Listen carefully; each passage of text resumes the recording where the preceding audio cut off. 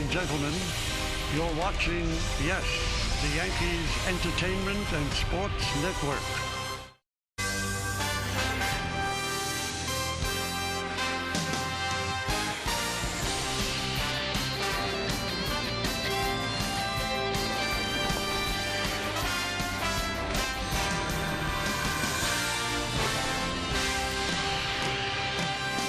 It is another gorgeous afternoon here in Florida. There is literally not a cloud in the sky. Brilliant sunshine illuminating the bat of Gary Sanchez. The stars shine brighter when the sun is out. And today, the Yes Network presents New York Yankees baseball. It's the New York Yankees against the Toronto Blue Jays in an exhibition game from George M. Steinbrenner Field in Tampa, Florida. Hello, everybody, and welcome to Yankees Baseball, along with Ken Singleton. I'm Michael Kay. One of the things we'll watch very closely throughout the spring is that the starting spot in the 4th spot and the 5th spot in the rotation is definitely open, and there are people battling for that. One of those people is Luis Severino. He's getting the start today. Now, last year, he was a starter out of spring training, and his numbers just weren't very good. When he was transitioned back to relief, he was outstanding, almost unhittable. But Kenny, like any young man, he wants to start. He certainly does, Michael, but those numbers would suggest the reason why he struggled as a starter, basically he's a two-pitch pitcher right now. He has a good fastball, tremendous slider, but to be a starting pitcher, you need to have a third pitch. It wouldn't surprise me if we see him work on his changeup quite a bit this spring as he battles for one of those spots in the rotation. So we'll watch him closely. So far, all of the Yankee starters that are battling for those spots have pitched very well in the first 2 games. Nice representative lineup the Yankees are sending out there against the Blue Jays today. When we come back, lineups, first pitch, baseball, next, right here on Yes. If you've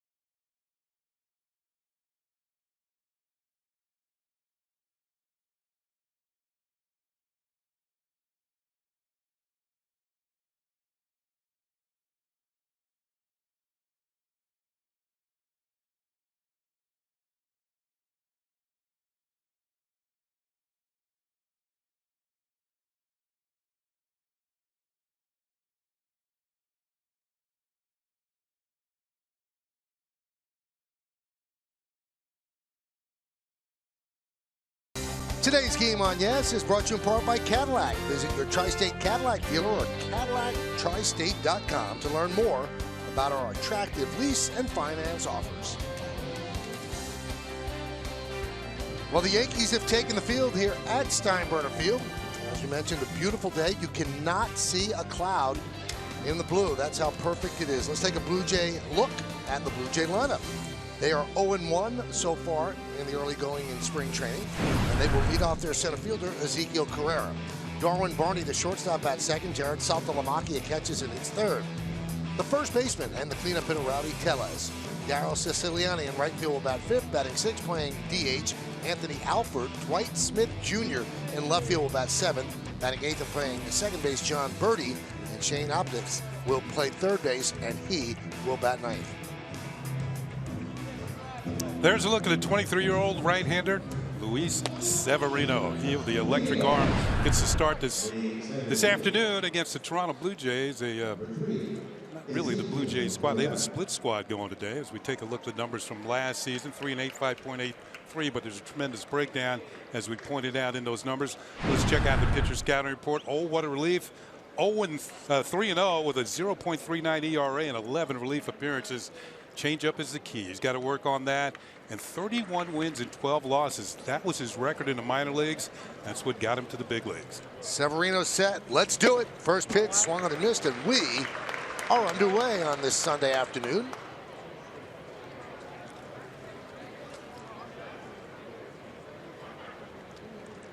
And the 0-1. Sliced and caught there by Headley. One away. Hit it well, but Headley moved quickly to the backhand side for the first out. Headley making a nice play on the first batter of the ball game. And last year his defense improved significantly. The year before he made 23 errors. Last year he cut it down to 10. So much better defensively last year for Chase Headley. Here is Darwin Barney. He fouls it away. Now, the first game of the spring for the Yankees was Friday against the Phillies, and Brian Mitchell started that game, 2 perfect innings. In relief, Luis Cessa, who's also battling for those starting spots that are available, he had 2 shutout innings. Yesterday, Adam Warren pitched very, very well in Clearwater against the Phillies, and now it's Severino's turn. Well, this is only the first time through. There'll be plenty more outings for these young men to see who can get a stranglehold on those spots. Grounded to third, backhanded by Headley. 2 outs. Want to check the Yankees defense here in the top of the first inning. We've got Brett Gardner in left. Jacoby Ellsbury will play his first spring game. He's in center, and Aaron Hicks over in right. Infield, well, you've seen Headley. You've got Gregorius at short, Castro at second. Chris Carter will get our first look at Yankee free agent signing. Gary Sanchez behind the plate, and Luis Severino's on the mound. Here is Jared Saltalamacchia.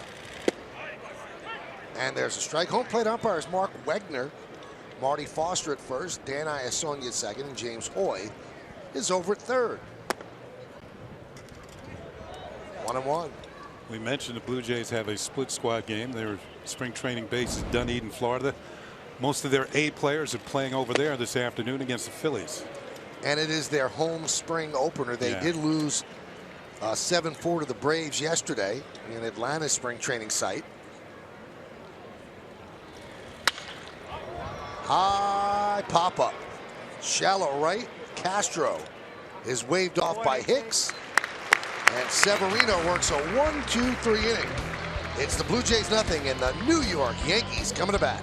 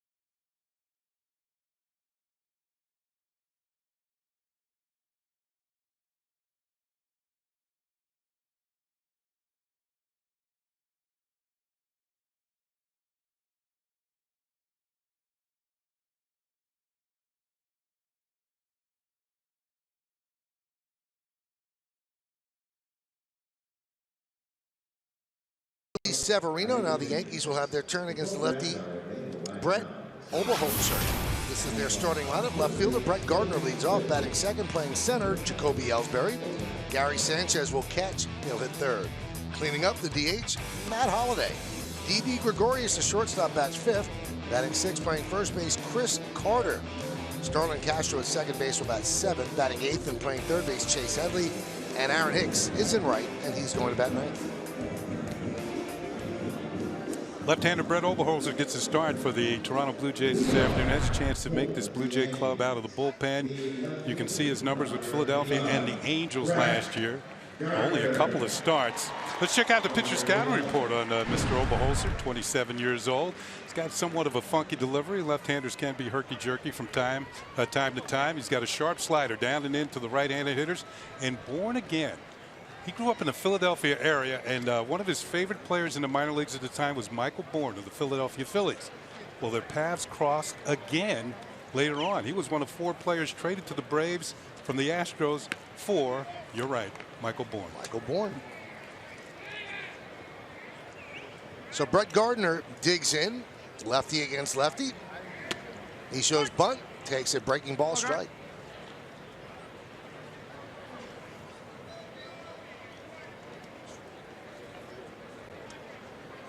So most of these players on the field for the Blue Jays today are actually minor leaguers.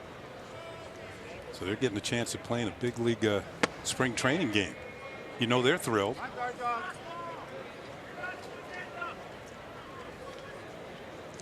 You see Gardner leading off and Ellsbury batting second. Yankees are experimenting with the top of their lineup here in the spring. See exactly what they do. There's some talk that Ellsbury could be moved down in the lineup. How far down, that has not yet been decided.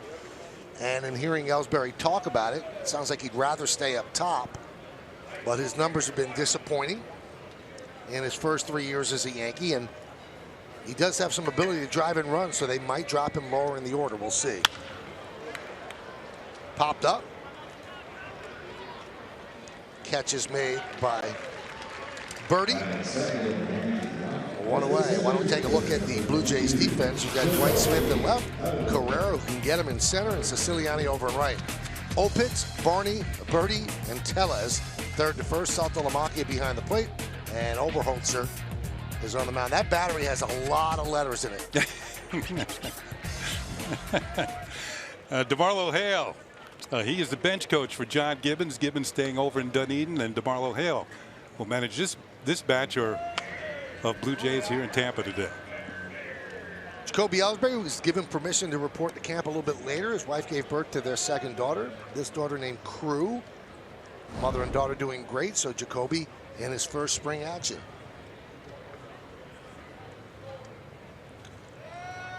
The 0-1. The Yankees are somewhat puzzled because Ellsbury, as a Red Sox player, really had outstanding numbers and certainly some highlight sort of seasons. But his batting average over 3 years with the Yankees about 20 points lower than his batting average was in his seasons with the Red Sox. So the Yankees are looking for more from Ellsbury. There's a ground ball to second. And there's 2 away. Meredith Morakovitz is with us today, and Meredith, Ellsbury has had some reaction about possibly moving down in the order. He has, and you can tell he was a little bit uncomfortable talking about it, but he did address the issue, and he said, if I move down to 2, 3, 4, 5, it doesn't matter to me. And somebody said to him, what if you're hitting 8th or 9th? And he said, well, I've done that with the Red Sox in the past. My job right now is not to play the what-if game. It's to get ready for the season, make sure I'm playing to the best of my ability. That's really out of my control. I'll be a team player wherever they want me to hit. That's where I'll hit. So he has the right attitude so far, but guys, you wonder if there is a drastic move like that, how he'll react to that in the regular season. 1-0 to Gary Sanchez. You see Sanchez's numbers in 53 games last year, 299, 20 homers, and 42 ribbies. I think from Joe Girardi's way of thinking, he was thinking about splitting up the 2 left-handers in the lineup. Also, that number 2 hole, Kenny, in this lineup, if Sanchez is batting third, is really a coveted spot. You could have Gardner at first. You have a guy who can drive in runs hitting third. You're going to see a lot of good pitches as the number 2 batter. And they might want to put a guy there who could put up better numbers than Jacoby has put up in his first 3 years with the Yanks. You know, one thing we've seen from the lineup in the early going here, and there's a left-hander pitching today, and Didi Gregorius is batting 5th. So at the beginning of last year, he was batting 8th and 9th against lefties. But he proved that he could hit him. That's why he's moved up in the lineup. There's going to be some tinkering done as spring training goes along to see who's going to bat where. But I have a feeling that Sanchez is going to be batting third on opening day if he's healthy.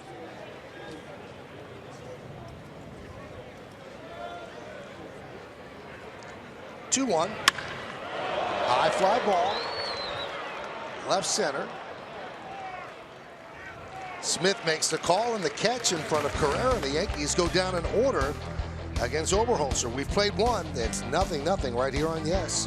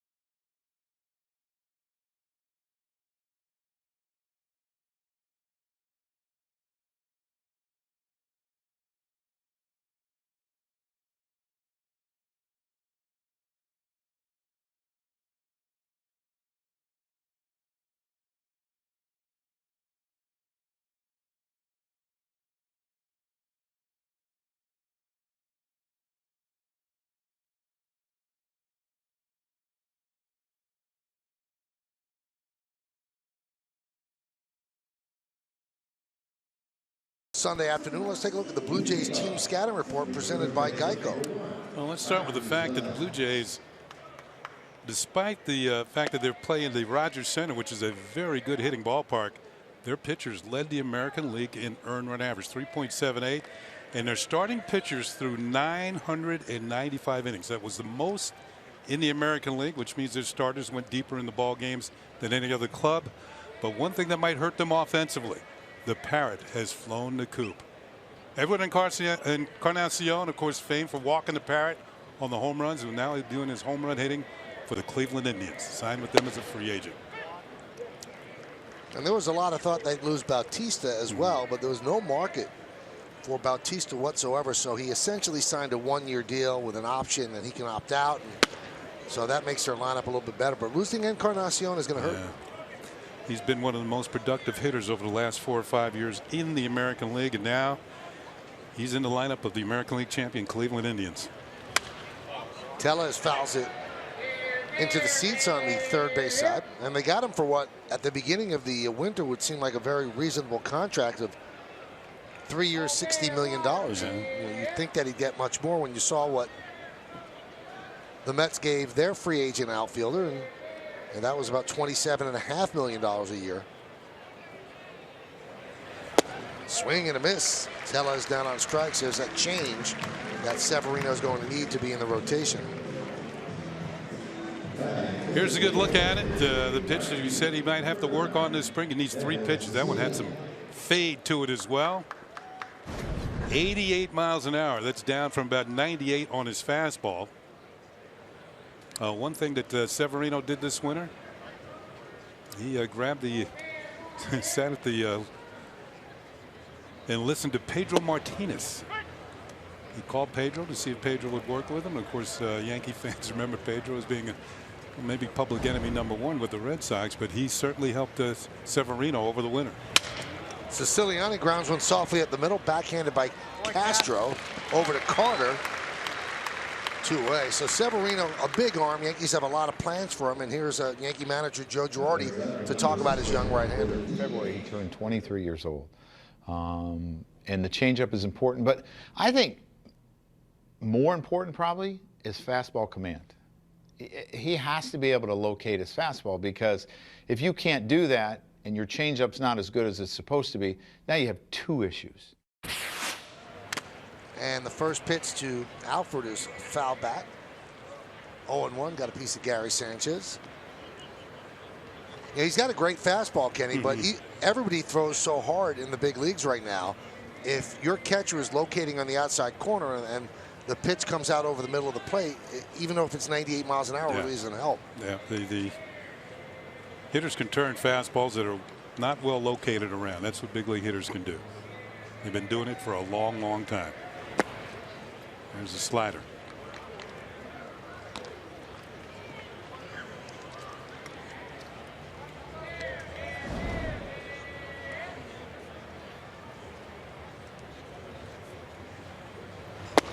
Now we should mention, even though the Blue Jays have lost Encarnacion, they still have a pretty good hitting ball club. They still have Josh Donaldson, who 2 years ago was the MVP, and last year he finished 4th. They still have Bautista, Tulowitzki, and Devin Travis. They signed Kendrys Morales, who's drove in 90+ runs for the Royals last year. Switch hitter.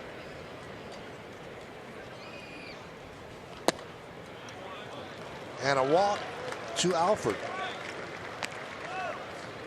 First base runner of the game, and that brings up Dwight Smith Jr.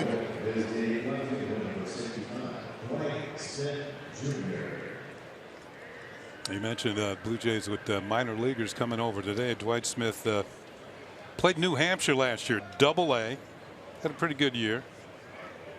15 homers, over 70 runs batted in.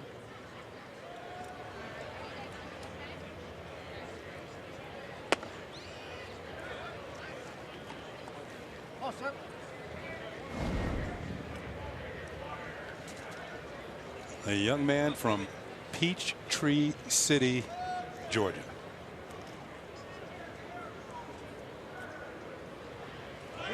Runner goes.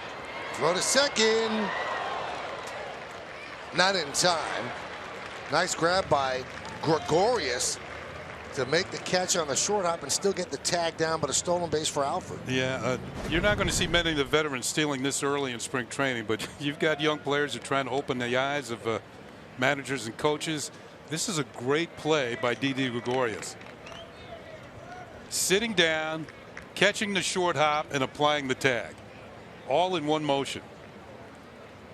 Athleticism, folks.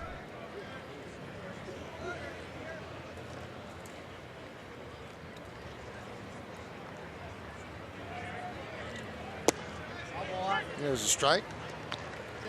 Count 2-1. A called strike on a changeup.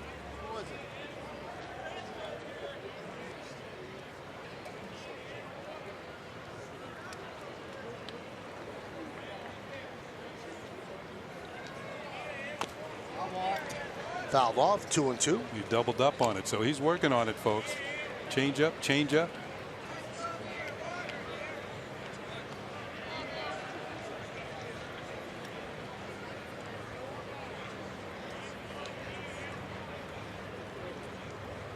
Second inning, 0-0 here at Steinbrenner Field in Tampa, Florida. 2-2.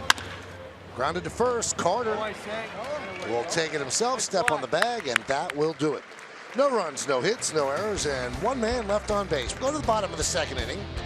It's 0-0 on yes.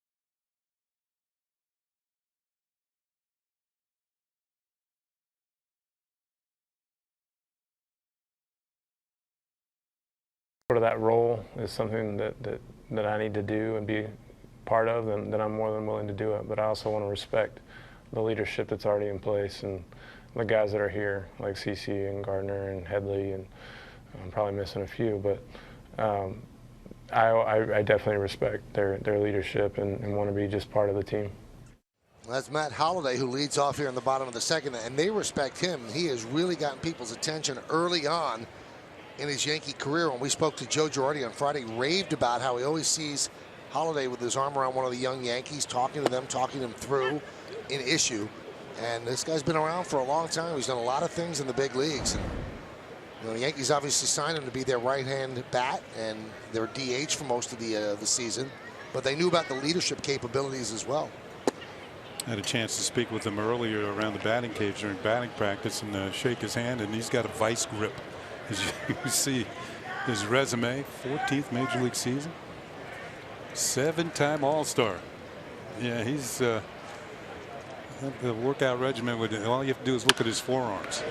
Takes it the other way and through for a base hit. That's his third hit of the spring.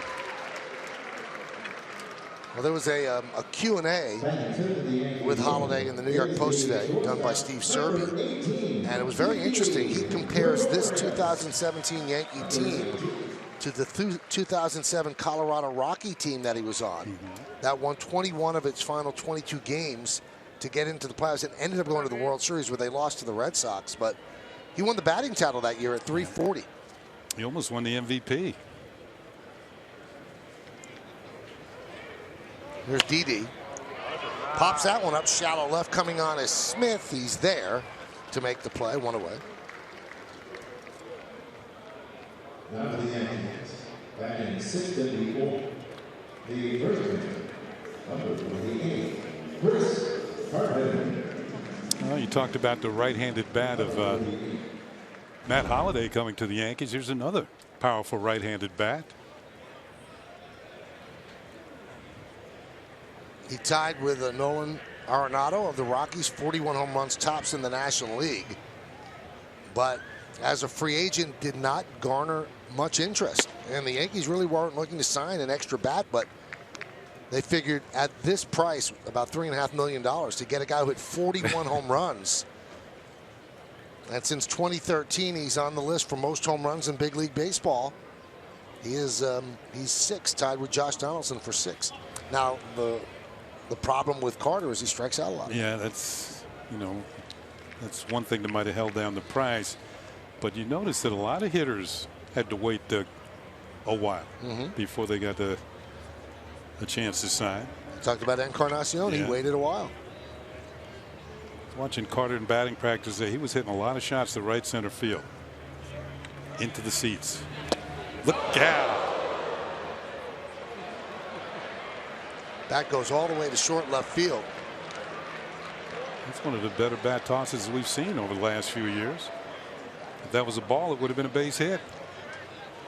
You know, Kenny, one of my concerns with Carter is in order for him to hit 41 home runs, he needs to hit a lot and have 550 at-bats. And I don't see where the at-bats come from unless Greg Bird's not ready and you can start Carter at first base every single day. But otherwise, he becomes a bench player, and is he really effective as a bench player? That's the question the Yankees are going to have answered in spring training.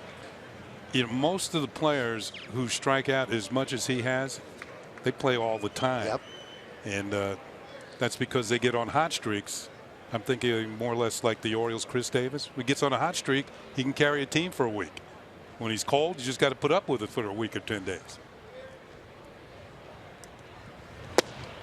Now, Chris could play the outfield. He could play first base. And, you know, the DH spot, it's going to be taken by Matt Holliday. You never know about injuries and what's going to happen as the spring moves along. But right now, Carter is going to have to play himself into those at-bats.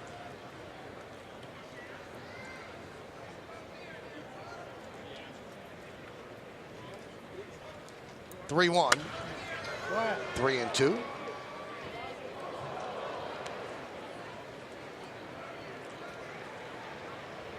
You know, the strikeout numbers on Carter, they're jarring. 212 strikeouts in 2013, 206 last year. But you see all those names, and they all hit home runs. So you live with the strikeouts if you hit the home runs.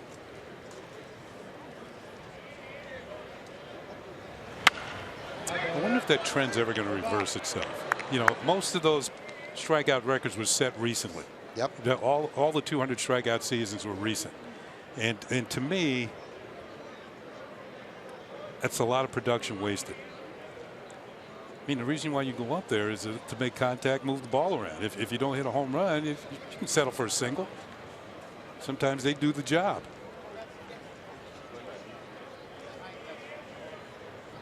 Runner goes. And Carter works a walk.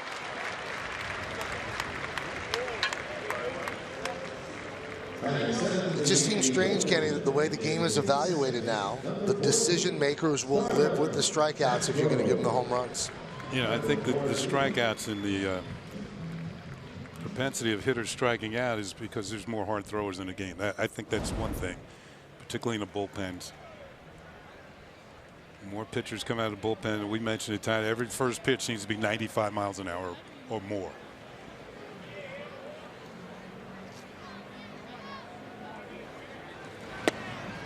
Starlin Castro takes a strike.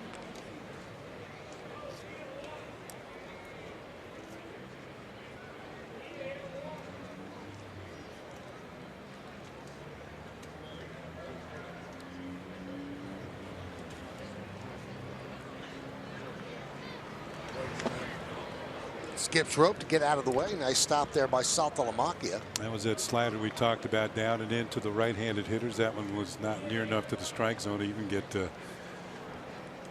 very active hitter in Castro to chase it. There's the stop that Michael was talking about.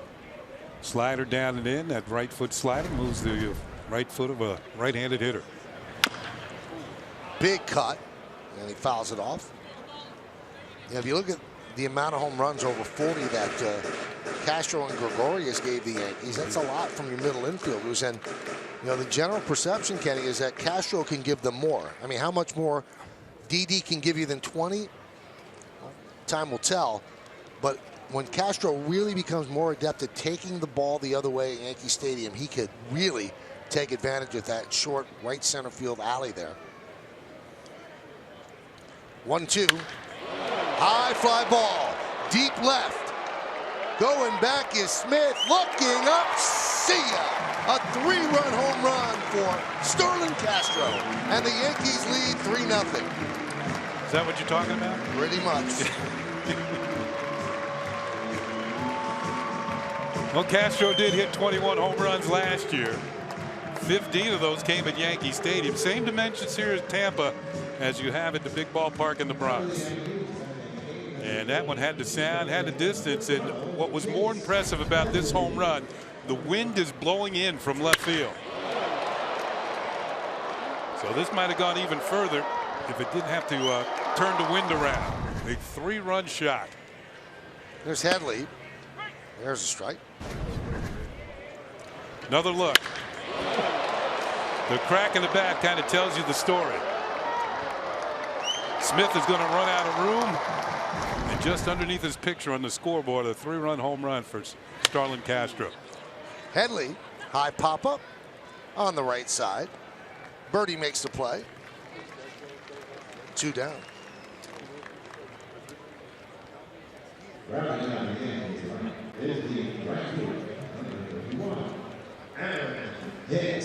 We had a chance to see a monster home run on Friday off the bat of Aaron Judge, and all the newspapers wrote about that home run that hit off the top of the right side of the scoreboard in left center. The only one that wasn't that impressed with it was Aaron Judge. He said he didn't even see where it went. He said he just started running. And they said, well, will you watch it on replay? He goes, no, I mean, I'll watch the swing, but I don't care where the ball went. I just want to see what I did to get that sort of swing on it. So far the Yankees showing some power. Just over that Budweiser sign out there on the scoreboard, right where the foam would be.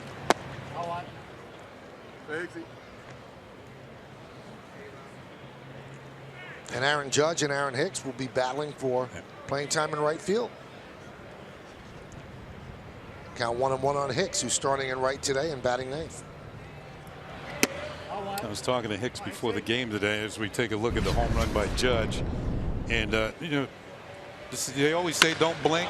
Well, you had plenty of time to watch this one. Oh, my goodness.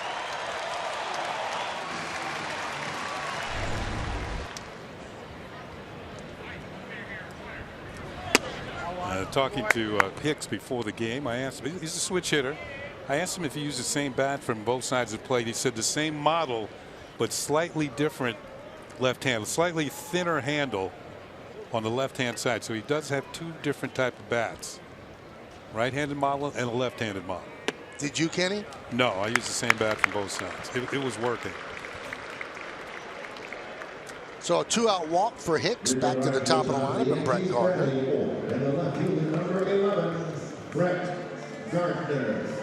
Now Hicks also said that he made a slight adjustment left-handed. He holds his hands a little higher this year, and he feels it make him be quicker to the ball. So we'll see how it works out this spring.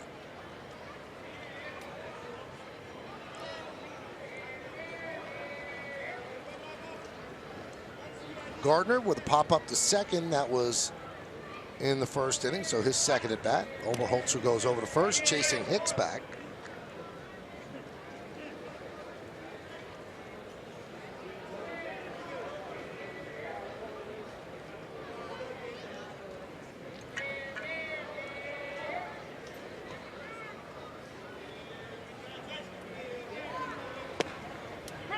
Breaking ball strike on the outside corner. Oberholzer has given up 3 runs on 2 hits this inning, a couple walks. He's in spring training on a minor league deal with an invitation. If you're left-handed, they're always looking for left-handers to work out of the bullpen. The Blue Jays starting rotation is kind of set if everybody stays healthy. Ground ball is short. Barney will go the long way. High throw, pulled down by Tellez, and that will do it. But the Yankees get 3 runs on 2 hits. Castro converts this pitch into a 3-run home run. A long blast to left center field. It's 3-0 Yankees as we go to the 3rd.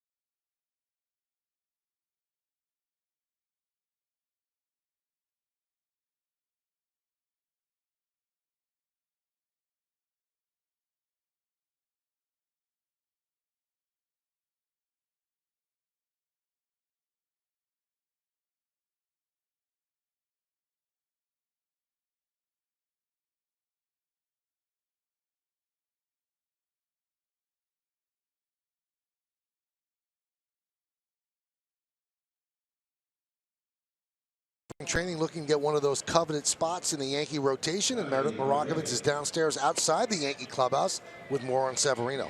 Well, Michael, Kenny was talking about before the fact that Luis Severino reached out to Pedro Martinez. He actually admitted he was a little bit nervous when he made that phone call. One of his friends in the Dominican Republic had Pedro's number. He asked for it. Pedro picked up and said, "Of course I can help you." They met about 5 times and really focusing on that changeup, a pitch that he wanted to improve this offseason. But he did more than that. He also changed his diet, came in about 10 pounds lighter, and he thinks that helped his flexibility, worked on that flexibility a little bit as well. Now, I caught up with pitching coach Larry Rothschild, and he said he's already seen some differences in Severino. That changeup has looked a little bit better. You need to see how it plays out as spring training continues. And you saw him throw it a few times today, but said you'll probably see him throw it more as his arm strength and his innings get up there. That'll be more of the focus moving forward. He also said his delivery looks more compact and his release point has been more consistent. So all good things when it comes to Luis Severino, who is a guy that's coming in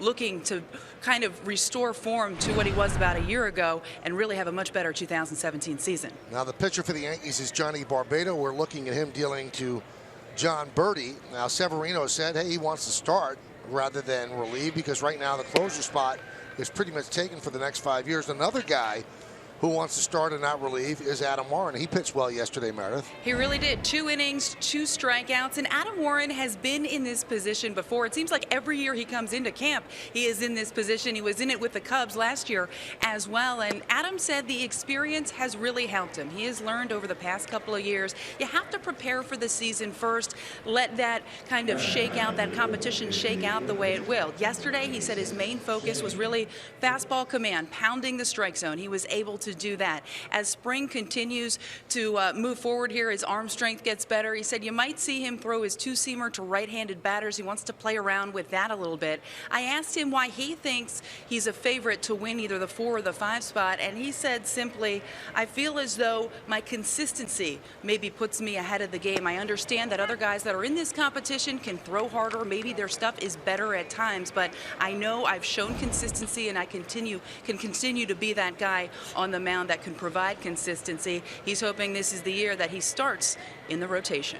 Now, a guy who's not going to start and is going to be a big part of the bullpen is Dylan Betances, and he's about to leave Yankee camp shortly, right? We have not seen him in a game yet, but that will change. He threw a simulated game today, and he is scheduled to throw on Wednesday night, and then he'll eventually leave for the WBC on March 5th. They'll go to Bradenton first, and then after that, they will start the tournament in Miami. He gets a little bit of a break. Didi Gregorius, who's also playing in the WBC, has to travel all the way to South Korea for his first game. Wow.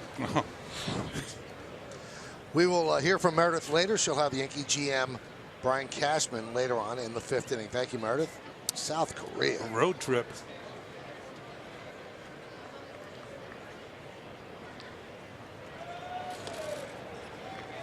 You read a lot of the people that are going, like Chris Archer of the Rays is going, and he said it's not going to affect the way I prepare for a game anyway, but you worry because pitchers specifically, Kenny, are going to be pitching high leverage innings in a tournament that they want to win when in spring training they wouldn't be up to that just yet. Runner goes, throw to second. Got him. Great throw by Sanchez and a good tag by Didi to get birdie. Well, these young Blue Jays have been off and running, and so far they're 1 for 2. Sanchez threw out 41% of the runners who attempted to steal last year, and I think one of the things that's been very impressive about him is his ability to throw runners out. I mean, that's right on the bag. All Didi had to do was drop the glove down, then get out of the way, and the runner is erased. Bye-bye birdie. Here's Opitz, and he hits one off the thumbs to second base. Castro's there. 2 away.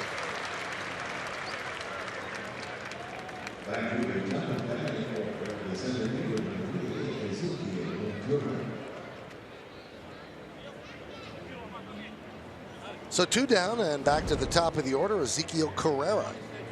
I think there was a game last year, and I can't remember the team that the Yankees were playing, but I think their first early in the game they sent 3 runners. I think it might have been against Cleveland, and Sanchez threw all 3 of them out.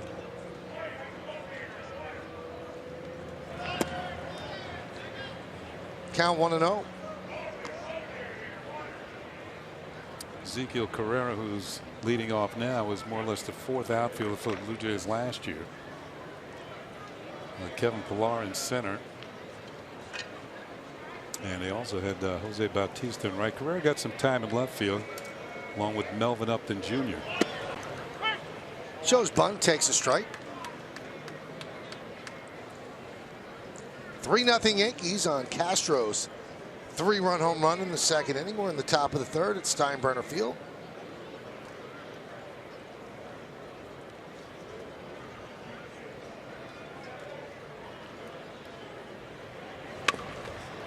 A push bunt and a foul ball, 3rd base side.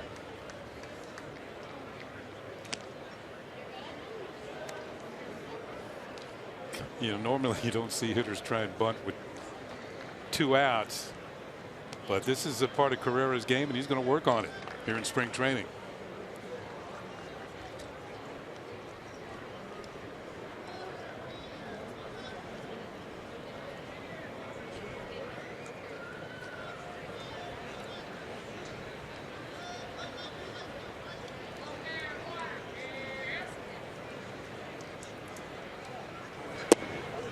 One-two is low, just low. 2-2. Barbado started walking off the mound, and several of the Yankee infielders started towards the dugout, but didn't get the call. Home plate umpire is Mark Wegner, and for some reason that was not a strike.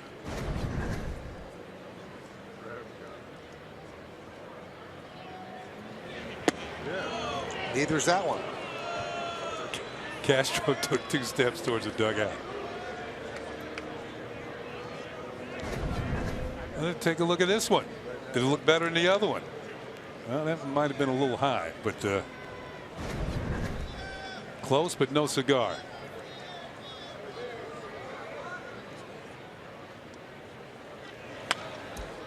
Foul back to the screen. And Barbado in the early going here. Now, last year, he started out well, made the team, but then faded and was sent back to the minor leagues.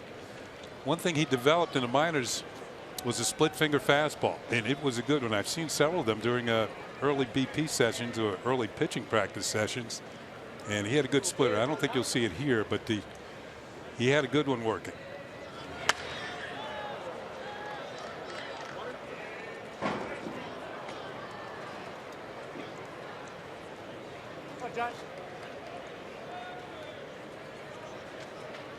It's interesting to see what kind of adjustments players make from year to year coming into spring to help their cause of either making the team or becoming better pitchers or better hitters. What adjustments do you make over the winter or during winter ball? And Ezekiel Carrera works a walk. Second walk by Barbado here in the third. The other one erased on the caught stealing.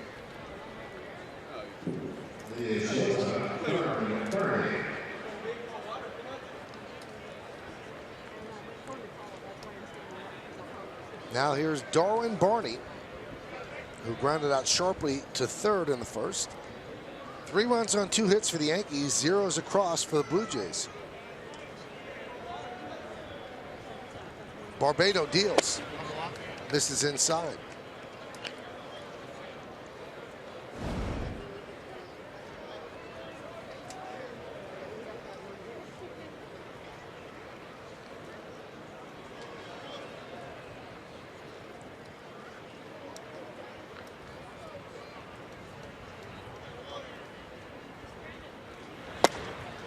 There's a strike.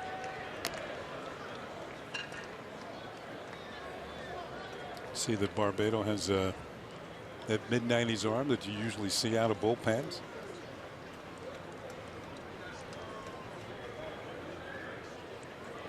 Flags in left center field blowing straight in. The flags that rim the grandstand also blowing in. Runner goes again. Another throw to second. He got him again. Another good throw by Gary Sanchez as the Blue Jays are testing the Yankee catcher. No runs, no hits, no errors, and because of this, nobody left on base. Let's go to the bottom of the third. 3-0 Yankees.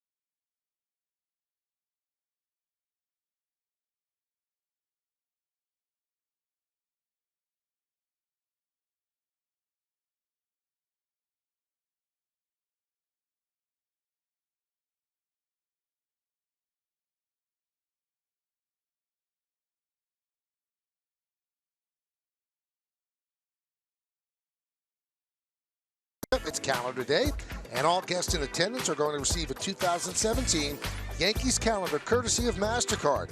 For tickets, log on to Yankees.com, visit the Yankee Stadium ticket window, the Yankees clubhouse shops, or call Ticketmaster at 877-469-9849.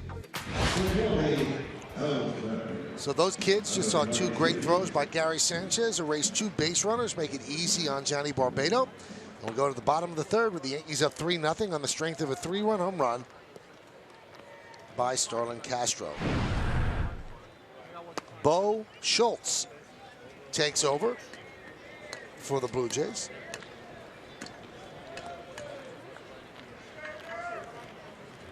And you see his numbers last season. And that would lead you to believe, but most of his time was in the minor leagues. Now, I have a little scouting report on Bo Schultz. Go. Bo Schultz was an intern of mine at ESPN Radio. You gotta be. Small world. Yeah. So you led him to pitching. Grounded to short. High throw. And Ellsbury reaches. The throw goes into the dugout. And Ellsbury will go to second. So an E6 on Darwin Barney.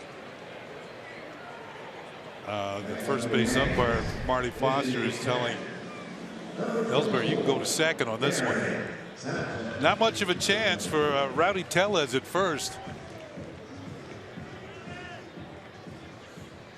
Everything looked good until right there. That wasn't even close. Reaction of Barney.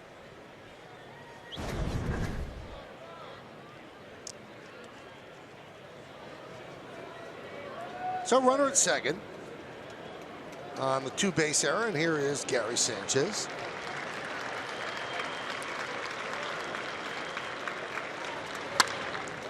Up the middle. Play is made, and the runner goes to third. So Birdie makes a play by second and fires to Tellez. And Ellsbury is at third base with Matt Holliday at the plate. Well, it's early. Let's see how the Blue Jays play this. Looks like they're going to bring the infield in with one out. Well, you got to work on stuff in spring training. Big, powerful hitter like right-handed hitters, third baseman don't like to come all the way in. Third baseman Opitz is just beyond the bag.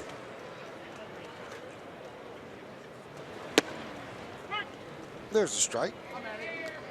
So tell me more about Bo Schultz. Was he a good intern? From what I remember, yeah. I usually remember the ones that are awful. So he wasn't awful at all. So he has an inclination to get into the business after he's through pitching. Well, I think he certainly had it at that point. But you cured him? It's a tough business. But the one he's in is pretty tough, too. Yeah, it is. He could make it a little easier if he can keep this runner at third base with one out.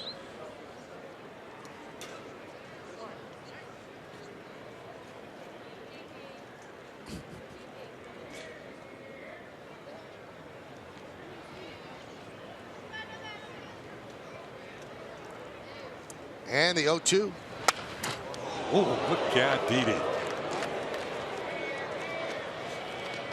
Now this actually hits off the screen in front of manager Joe Girardi. And that really has only been put there the last couple of years. They used to sit there open. You know what might be the better interview? Instead of you trying to tell us what you remember about Bo Schultz as we look at this foul ball off the bat of Holliday, what he remembers about you. I've heard him use words like delight. The 0-2. Humble. Couldn't be nicer. Accommodating. Yeah, yep. Things like that. Well, we all know that's true.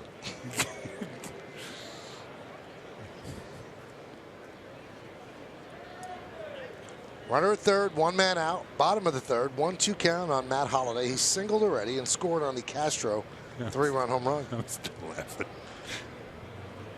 The 1-2. Chop to third. Ellsbury will score. Throw to first. Holliday gets himself in RBI, and the Yankees have a 4-0 lead. A good read by Ellsbury in third base. A high chopper. He had plenty of time to score, especially with his speed. Gets Holliday a run batted in, his first of spring training. Not really a routine ground to the third. This had a high hop to it. You can see Ellsbury with the good reads to score standing up. Only one play for Opitz, and that's at first base. And the Yankees pick up an earned run. His inning started on the error by Barney.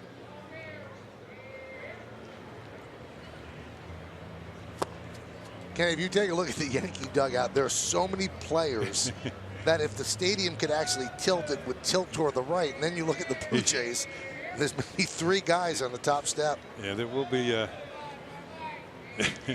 Yankees have the advantage if a brawl breaks out.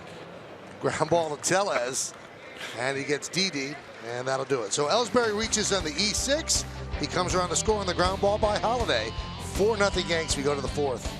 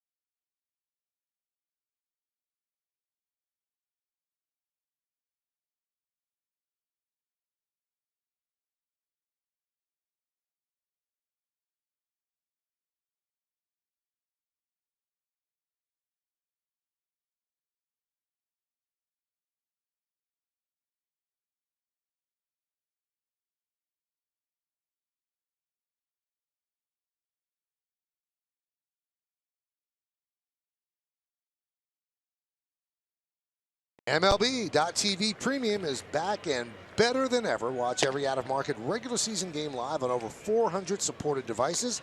Plus, enjoy almost 300 spring training games and the 2017 World Baseball Classic. Blackout and other restrictions apply. Visit MLB.TV for details. Now we go to the bottom of the fourth inning. It's still Johnny Barbado. It'll be Barney, Saltalamacchia, and Tellez. Barney was up when Carrero was gunned down at second by Gary Sanchez. 2 caught stealing in the third. Fly ball right field. Hicks is back. 1 pitch, 1 out. Well, we've seen Hicks in left field. Today he gets a start in right field. Aaron Judge played the first 2 games of spring training against the Phillies, starting in right field. Today the big man gets the day off and Hicks takes over in right. You know, John Harper, the longtime baseball columnist for the Daily News, had a funny observation in the paper today. He said, you know, veteran scribes, the columnists, when a team would go on the road, that's when you golf, because they usually brought young players. They didn't bring the everyday players. He said, but now you have to go on the road to see the Yankee young players, because that's the big attraction. And I think in spring training it also adds some of the light to the middle innings. Usually when you see the starters get taken out, people lose interest because you see some minor leaguers, but now some minor leaguers are the stars of the organization and the future. So I think that a lot of people are interested in the young players and interested after they take the starters out. Gleyber Torres has done a great job in the first couple of games and scored from second on a wild pitch yesterday, things like that. And, you know, people are really enjoying watching these kids play. Yeah, he also had a couple of doubles yesterday, scored 2 runs. Popped up behind the plate, giving a look is Sanchez, but it's over the screen. Let's take a look at what Torres did yesterday, using the whole field, Kenny. Yeah, this is a rope down the third baseline past Franco, then going the other way. He has a good idea of hitting. And here's that wild pitch that Michael was talking about. Torres is on second. Here's 1 run, and he's going to score all the way from second base.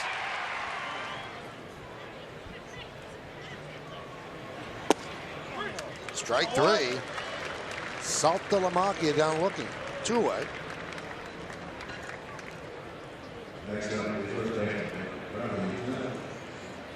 And Saltalamacchia has bounced around so much, but he's been with Atlanta, Texas, Boston, the Marlins, the D-backs, the Tigers, and now he's going to back up Russell Martin here in Toronto. But anytime you fill his name in the scorecard, it takes up the whole box where you're writing his name. Saltalamacchia. I think it's the longest name in big league history. I call that sort of name an armpit name. Because when you have the name on the back, the first letter is under your left armpit, the last letter is under your right armpit. Yeah, it's good thing he's a big guy and has, you know, wide shoulders.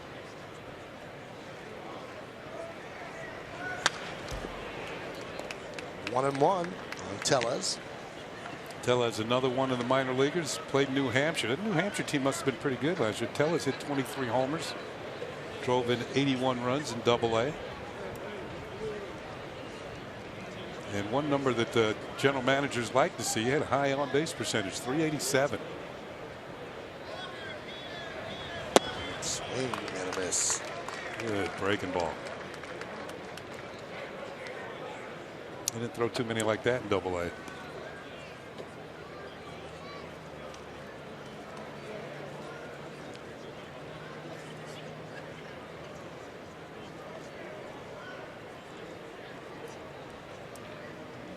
1-2. Swing and a miss. Ball gets away from Sanchez. And he will tag Tellez for the final out. So Barbado works a 1-2-3. Top of the fourth inning. We go to the bottom of the fourth with the Yankees up 4-0.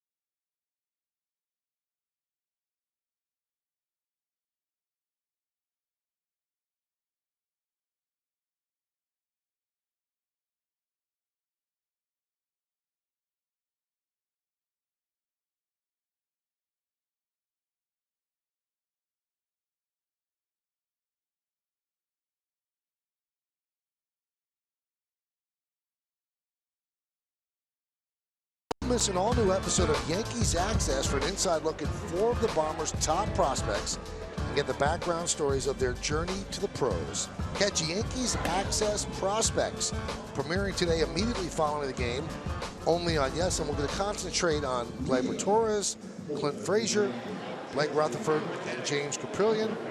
Meredith Morakovitz and Jack Curry will be in that show, and this young man could end up being in there as well with that arm he's got. So make sure to stay tuned right after the game for Yankee Access. New pitcher, Chris Smith. With Oakland last year, 13 games, 2.92, 29 strikeouts in 24 and 2/3 innings.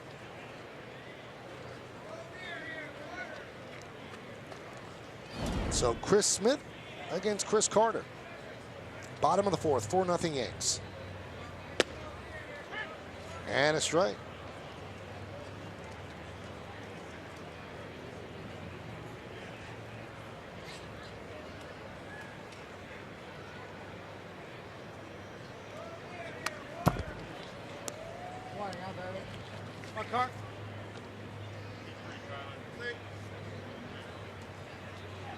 Remember Carter in his days with the Oakland A's really started to come into his own with the Houston Astros. He had shortened up his swing.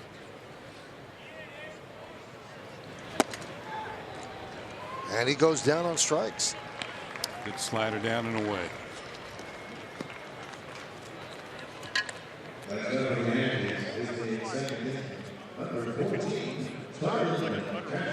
Here's Sterling Castro. He got the Yankees on the board with a long 3-run home run to left center.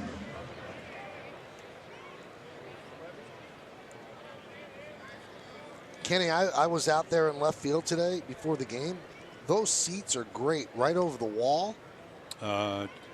In left field? Oh, beautiful play there by Opitz. He gets up and fires to first.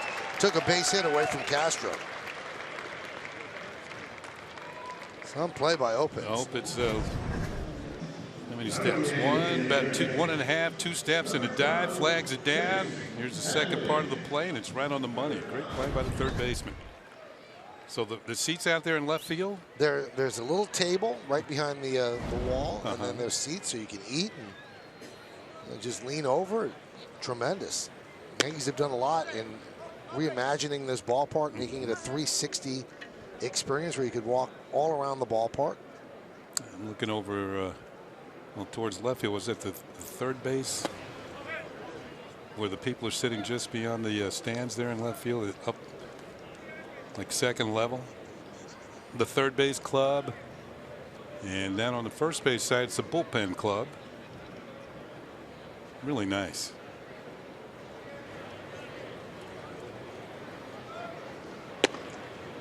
And in right field, beyond the bleachers and outfield ball, a lot of gathering places. And I've heard great things about some of the stuff they're doing at Yankee Stadium back home, where they're making it much more fan friendly in the outfield and social media friendly and kid friendly and things like that. Anxious to see what it looks like. Headley, fly ball to center and put it away by Cabrera as the Yankees go down in order. 1, 2, 3. We go to the 5th. 4-0 Yanks.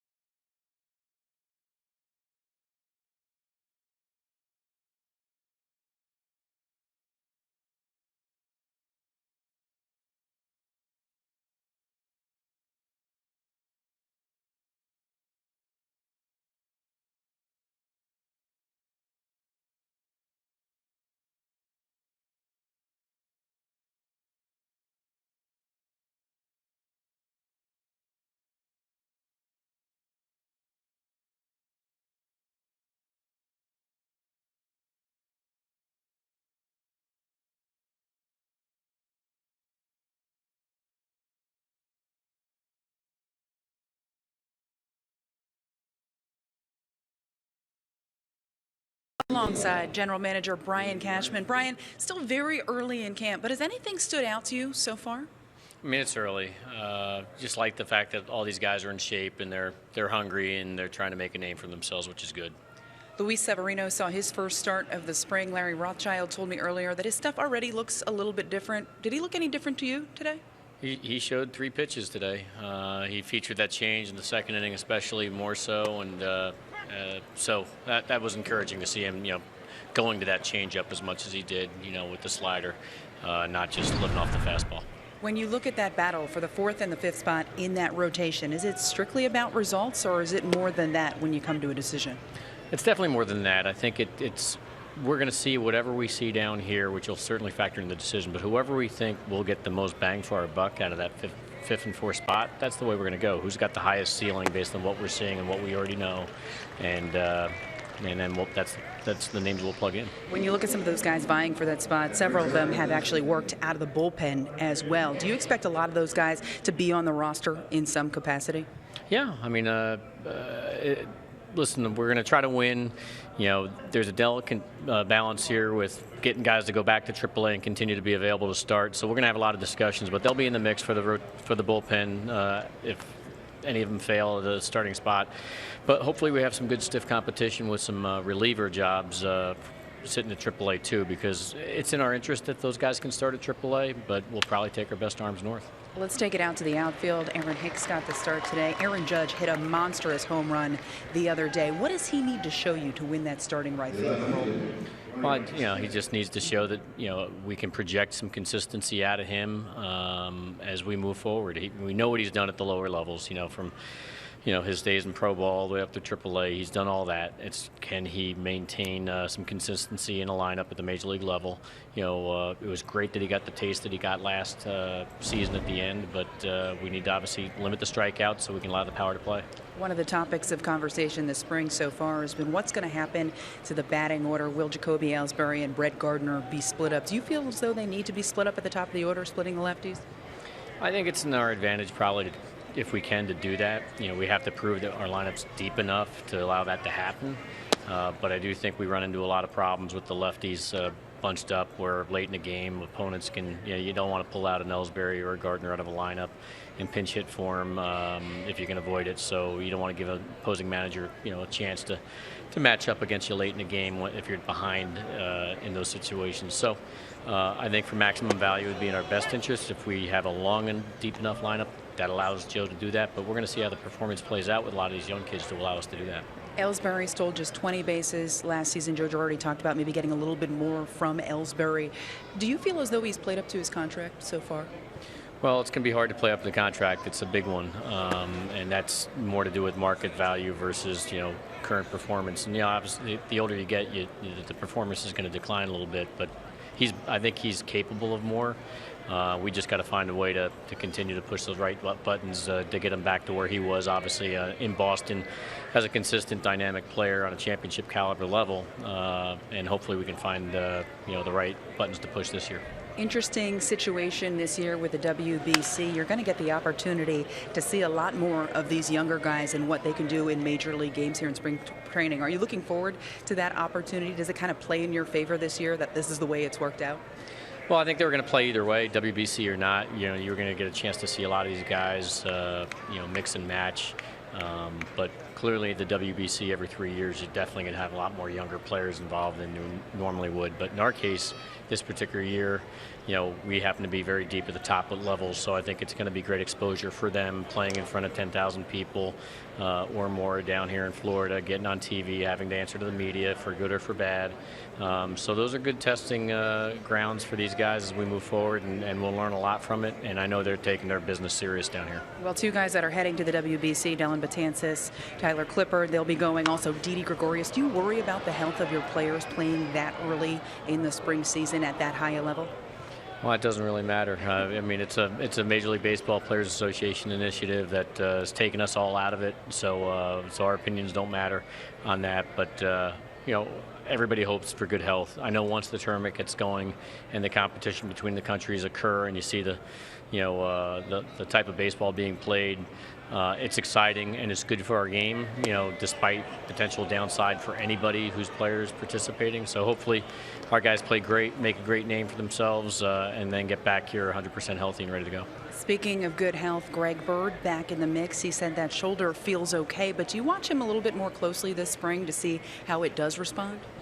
I think I'm not worried about the shoulder anymore. I just think it's about knocking the rust out, and all you're looking for is good quality swings and contact and exit velocity and you know, what we were used to before the shoulder injury. And as long as he can put together enough of that, you know, I think we'll be okay. He showed a lot of power in the limited time that he was up in the major leagues. What are your expectations for him? What do you think he's capable of? It's hard to put expectations on a guy coming back from the shoulder injury. That's the one thing. You know, that can take a little while. There could be a little hangover, even though he's healthy now. He missed a full year. I don't care who you are in this game.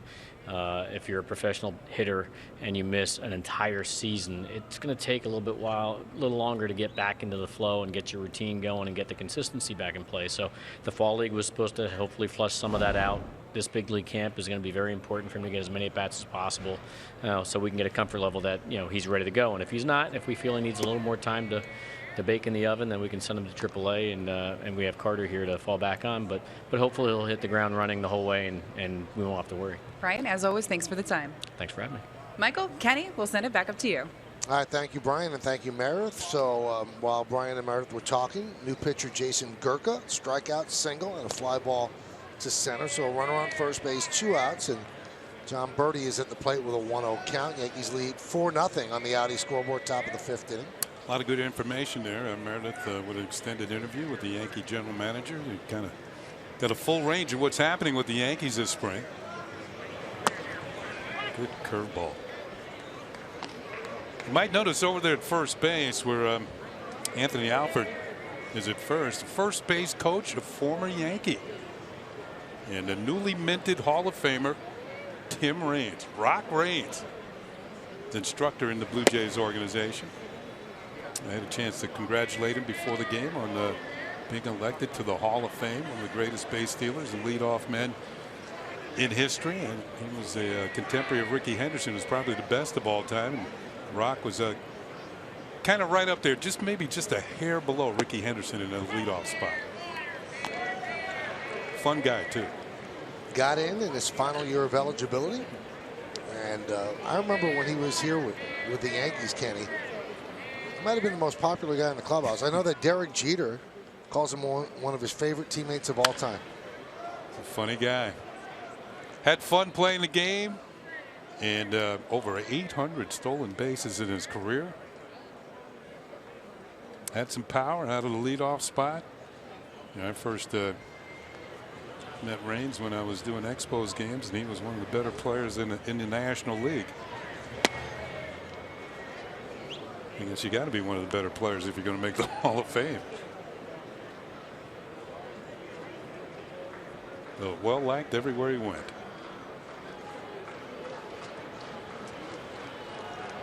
Runner's going to go, 3-2, 2 outs. And that pitch ties him up. Did he go? No, he did not. Said Marty Foster at first base. So a walk to Birdie.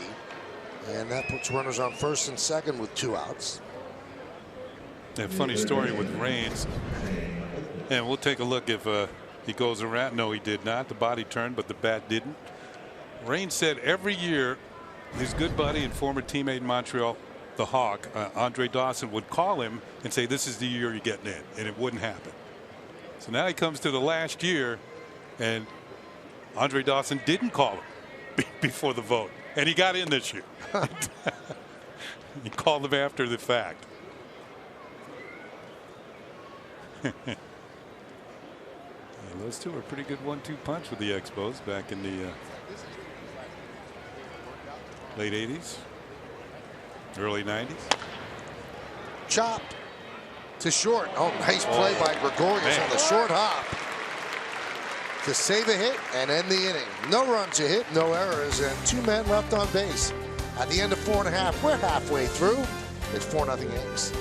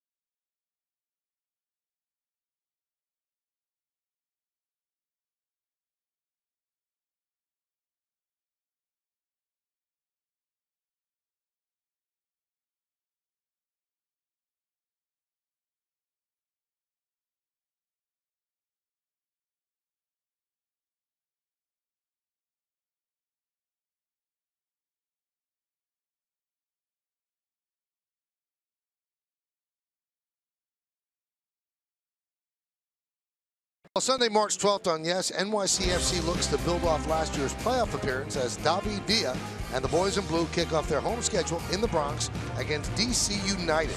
Don't miss the NYCFC home opener starting Sunday, March 12th at 2, presented by Etihad Airways. And it's right here on Yes. This game is exactly 2 weeks from today. NYCFC opens the regular season on the road against Orlando City SC next Sunday.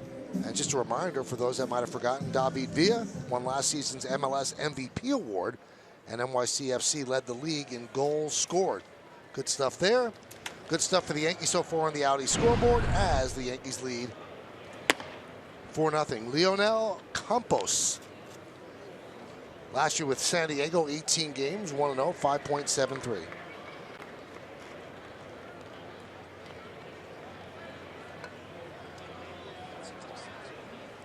And a new shortstop for the Blue Jays. It's Yeltsin Gudino.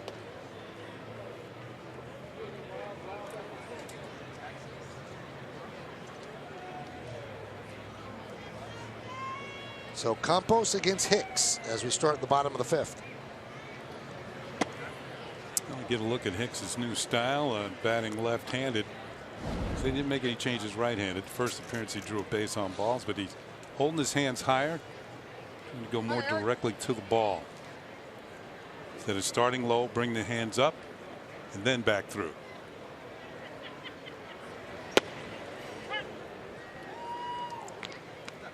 Isn't that too many moves, Kenny, to get to the ball? Isn't that a little dangerous? No, you start low, then you come back up, and then you got to come back down. Instead of starting high and just go back and then through. You got to keep the bat above the ball. Swing down and through. Laced the other way. It's a base hit. That's going to go into the corner. Smith tries to cut it off. He does, but Hicks is at second with a leadoff double.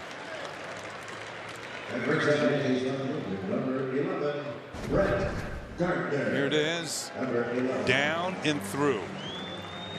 A little late on that one, but still kept it in fair territory. Line drive, solid contact, 2 base hit.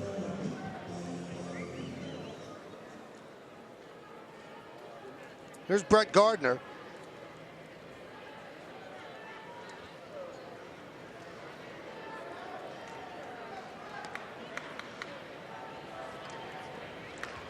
Gardner 0 for 2 today. Popped to second, grounded to short. Wants to move Hicks over to third. The righty Campos deals up the middle and through for a base hit. Not only moving to third, he will score him an RBI single for Brett Gardner, and it's 5-0 Yankees.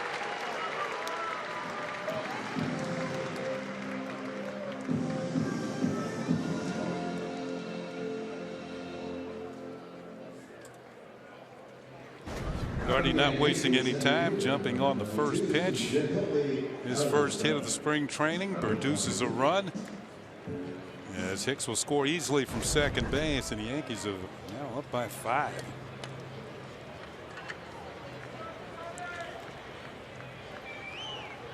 Here's Jacoby Ellsbury, reached on an E6, throwing error by Barney in the third. He's 0 for 2 in his first spring training action. Interesting comments by Brian Cashman.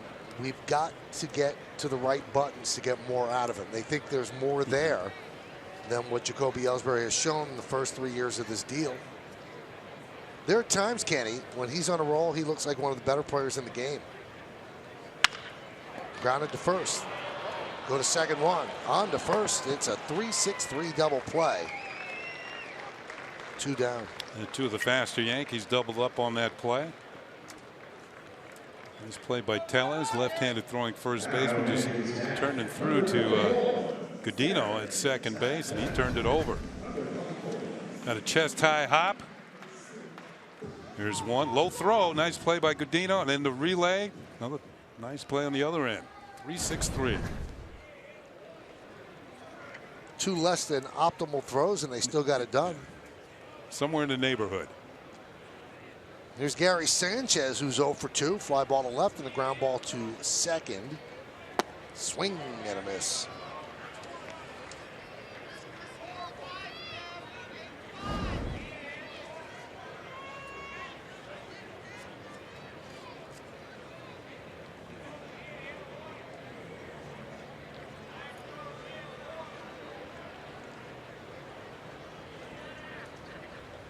The 0-1.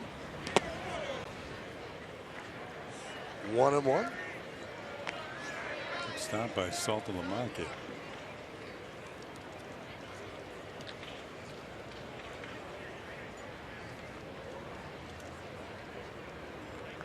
Usually a catcher get a pat on the shoulder from the home plate umpire after making a play like that.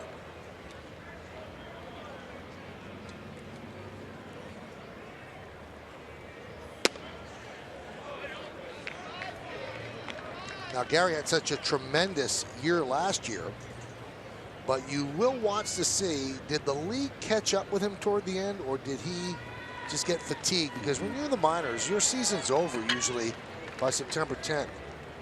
And he played a lot of games he'd never played before and finished the season in a big slump. Count 3-1. Some of his numbers, though, were historical. Through 51 big league games, you compare him with Wally Berger in 1930. Berger had 20 home runs, 50 ribbies. Gary 42 ribbies. Fewest games with 20 home runs in Major League history. Wally Berger and Gary Sanchez.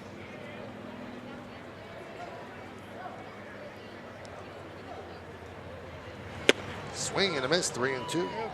Yeah, during that stretch, Sanchez had in 15 games he hit 11 home runs.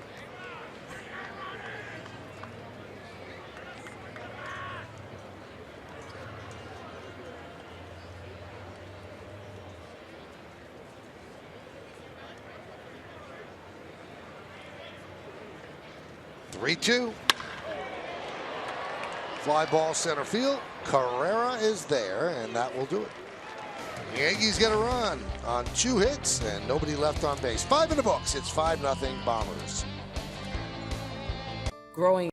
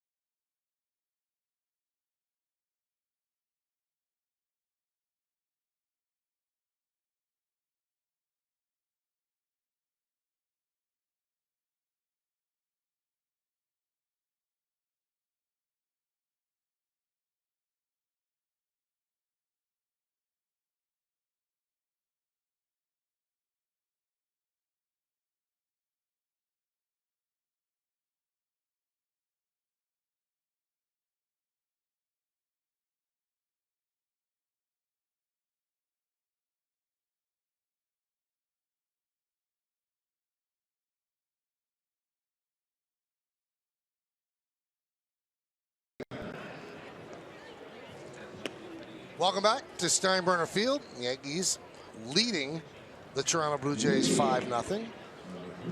We have some changes, so get ready for some fun. Torreyes is in left, Crawford in center, McKinney over in right. Then it's Tejada, Wade, Cosma, and Solano third to first. Higashioka hit a home run on Friday, is behind the plate. Brady Lale is on the mound.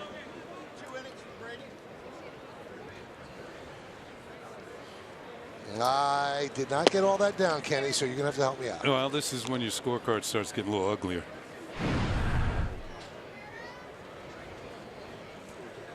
And you see what Lale did last year. I'm ready.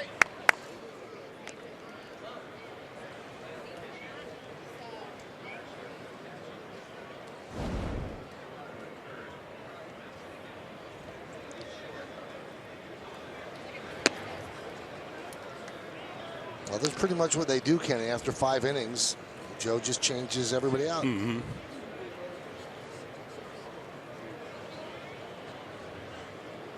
And the dugout empties out a little bit. Starters can go back in the clubhouse or do some extra work on the other fields. And in spring training, you're allowed to go home. In the big leagues, you have to stay till the end of the game. But if they tell you if somebody's available, the media can go down and talk, and then you're allowed to go home. Yeah, the rules have changed. We had to stay. You had to stay the whole way. Yeah. Really?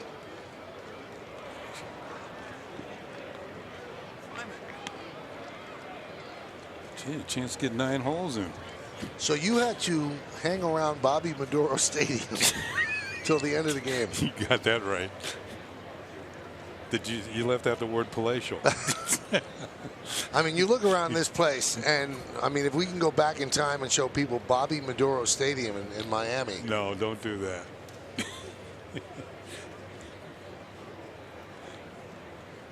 3-2.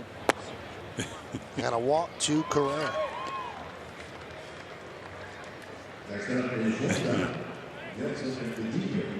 I don't even know if it's still there anymore. I Probably don't think not. it is.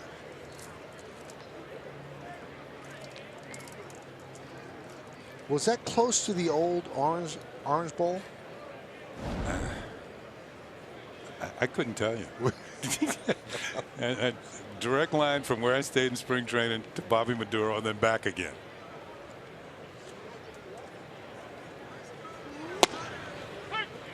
Oh, isn't Marlins Stadium now at the site of where the Orange Bowl was? Right. Yeah. Yep.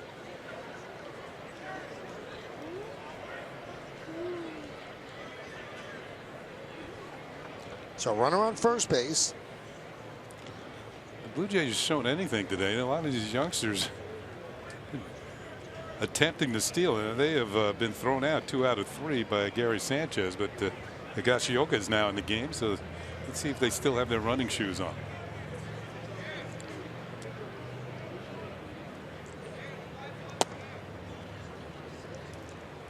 Hey, Meredith Marakovitz has Starlin Castro before he goes home. Meredith?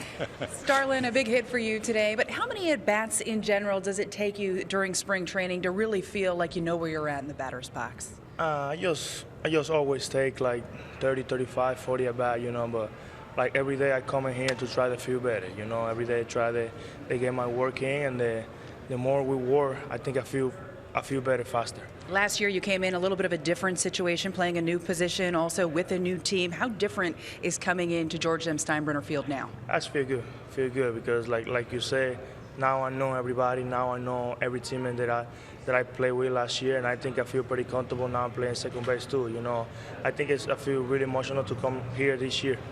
When you talk about playing second base, how long did it take you until you really felt comfortable there? And was there a certain point in time when you felt like it really clicked for you last year? Yeah, it's a really quick. Like you say, I think the work that I do with Espada, and they came here every day early and do after work after and everything, like work twice a day.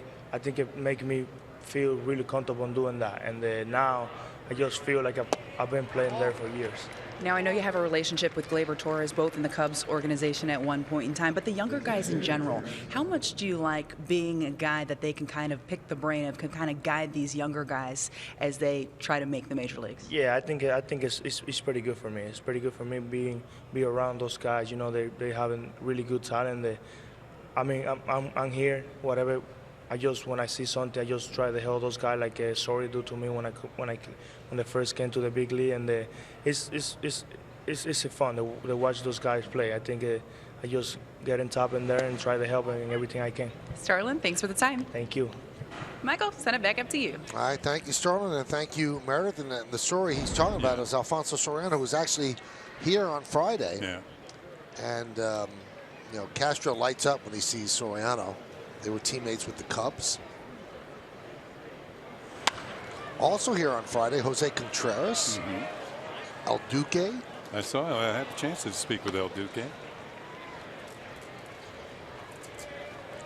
They were Contreras, Chapman, and El Duque, of course, legendary pitchers from Cuba. Came over here and made their mark in the major leagues. Chapman revealed that his idol was Contreras. Yeah.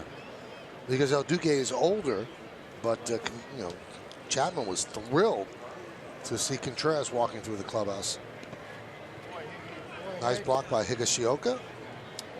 You heard Castro say that Soriano did that for him when he first came up to the big leagues, kind of guided him in his early days with the Cubs. And it's interesting enough that Castro did something that Soriano, Joe Gordon, and Robinson Cano, the only 4 Yankee second basemen to ever hit as many as 20 home runs in a season. So he joins that list along with Soriano. Rip foul.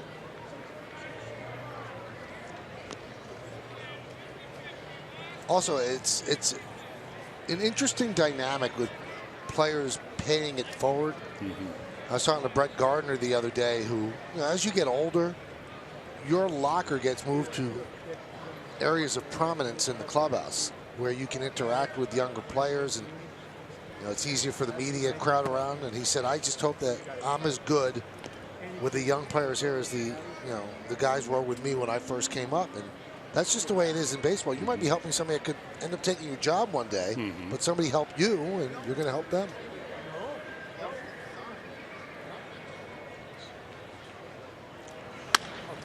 High fly ball down the right field line, foul.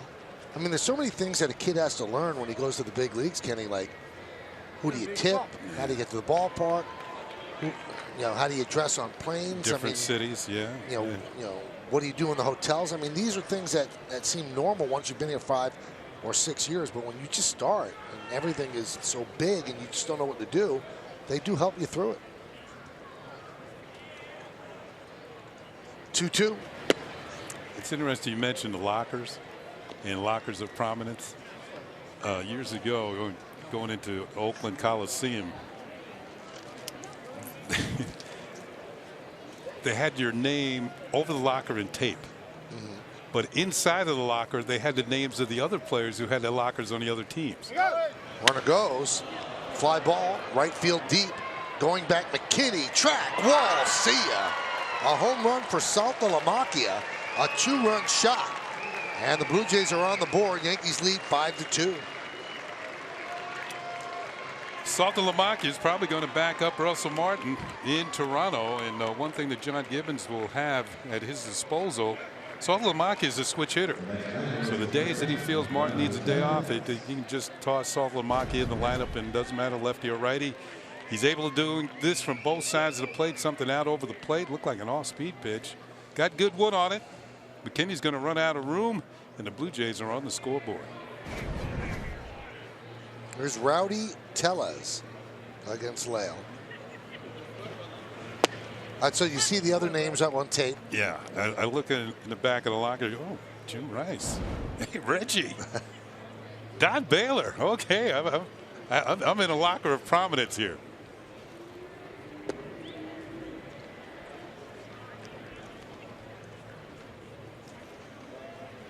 Nowadays they have plaques. Your name's a plaque, and yeah, no more Sharpies and piece of adhesive tape. The locker room in Oakland's pretty much the same. Yeah, they're trying to change that though. They're talking about they're looking at different sites in Oakland for a new stadium. I think Major League Baseball trying to get Oakland and Tampa Bay sorted out. Swing and a miss, 2-2 on Tellez. A good change up to Tellez. Also, I think if and when they do get these two cities, those are considered the weak links as far as stadiums go in the major leagues, then they might be talking about expansion. You know, with the team in front of us, you wonder, would they expand to Montreal again? Because right now the Blue Jays are Canada's team, and that's why it's so smart what they've done, bringing Rock Raines aboard as an instructor in the system, because he's obviously beloved in Montreal, and the Blue Jays television network goes all around the country. They watch in Montreal. Also, every spring, not every spring, but the last few springs, the Blue Jays have played 2 exhibition games in Montreal, and in 2 gates, they've drawn 100,000 people, 50,000 a game.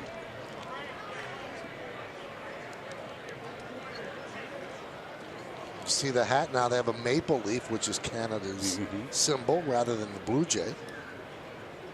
You see the maple leaf prominently displayed on the Canadian flag. Strike three. Tella is down looking.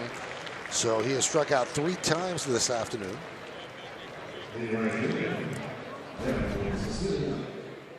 Good breaking ball from Blale. Kind of 12-6. And drops it in for a call strike.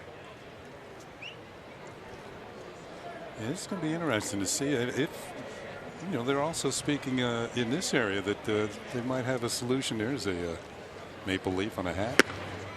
They might eventually have a solution to Tropicana Field here in the Tampa Bay area.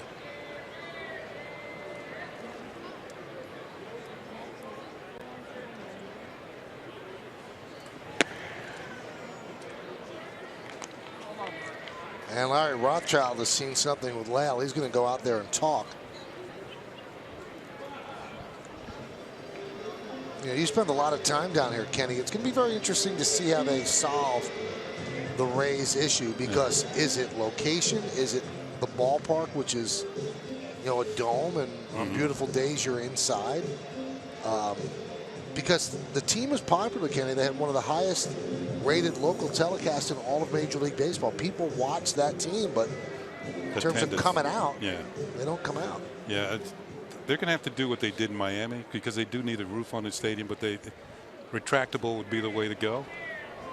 Although most of the time in Miami, the roof is closed because it's so hot and humid. Strike to Siciliani. And then the big question is, do you have it in St. Pete, or do you have it on this side of the bay? Well, they're talking with both counties. So the whole deal is the causeway to me. You know, I come across the causeway every day, and sometimes, well, the traffic's just unbearable. You're not going anywhere if you're sitting there.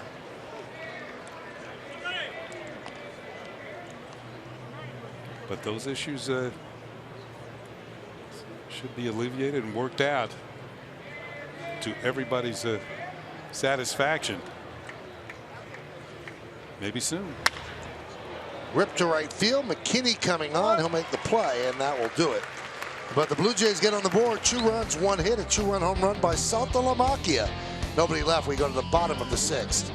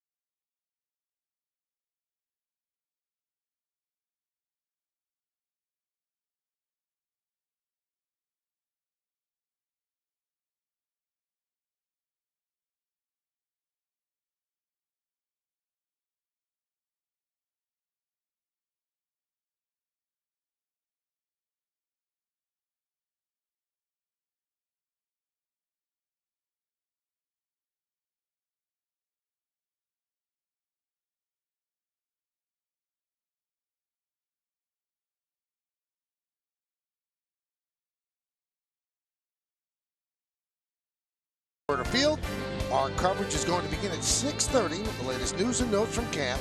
Then watch the Yankee stars and top prospects shine in prime time right here on Yes.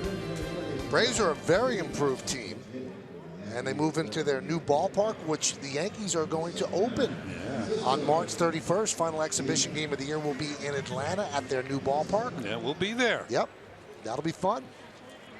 Speaking of minor league systems, we know how much the Yankee system has improved with the addition of the youngsters and deals.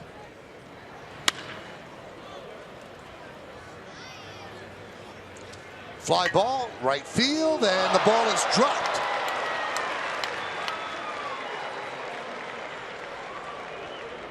So 79 hits it and 79 drops it.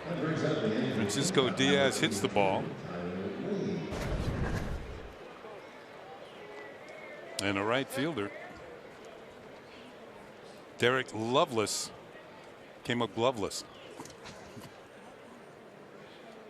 There it is, off the glove, and it falls in. E9. Boy, that is really a depressing last name.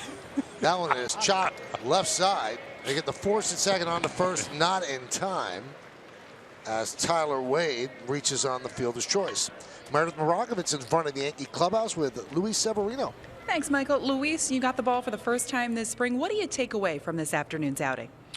I feel good. I feel very good. I feel my pitches was there. I feel confidence in myself. You mentioned the confidence. You threw quite a few changeups today. How much more confidence do you have in that pitch in particular? And what did you work on relating to that pitch this offseason? I have a lot of confidence this year, I just throwing it, I was working and throwing it. Like I throw my fastball in the same spot and trying to not to be too quick to the plate. You also talked about really working on your mechanics, calling Pedro Martinez. How much did he help you this offseason? He helped me a lot. I talked to him about what my pitching coach here, Larry, told me to work on, and he saw the same thing, and we were working on that. What are your expectations for not only this spring, but for the 2017 season? I just want to be healthy, and want to help the team win. Luis, thanks for the time. Thank you. Michael, set it back up to you. All right, thank you to Meredith and Luis Severino. Donovan Solano at the plate, runner at first base with one man out.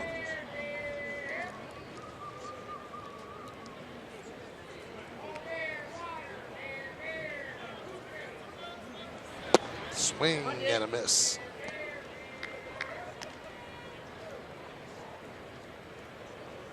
New pitcher for the Blue Jays is Chad Garoto.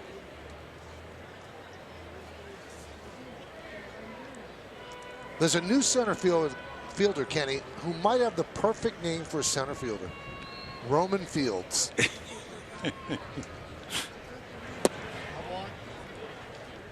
Wouldn't be good in left, wouldn't be good in right, but in center, Roman Fields. Yeah.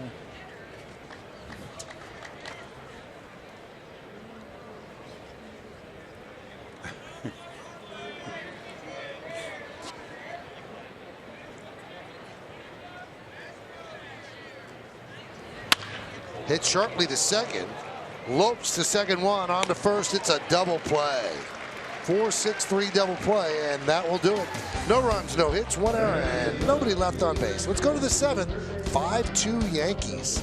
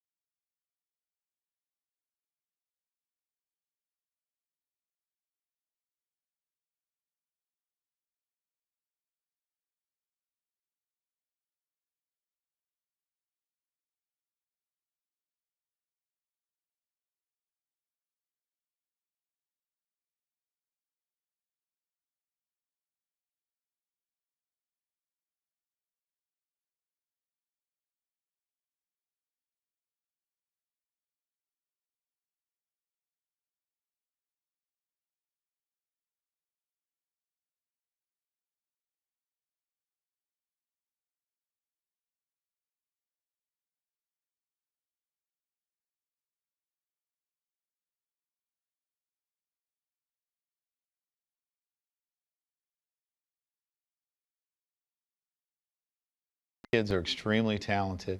I think this is a group that's really hungry, and and they're tired of not winning. And it's been preached, whether you're in the minor leagues or the big leagues, The Yankees are about championships, not winning your division. We're about championships. And I believe that we have a group that's very tired of not winning championships. So big words there, and certainly setting the bar very, very high on a team that's got a lot of young players, has some question marks, and for them to win a championship, every one of those question marks would have to be answered in the affirmative.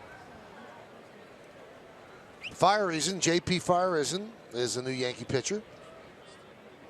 I think that one thing that works with these young guys, who look at the Ford scoreboard, Yankees up 5-2, top of the 7th, that a lot of these players coming through the Yankee system have already played on some very good playoff and championship teams.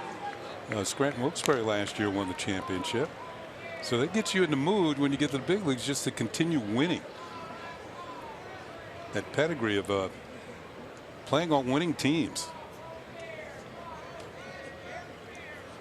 Pitch to Alford is high.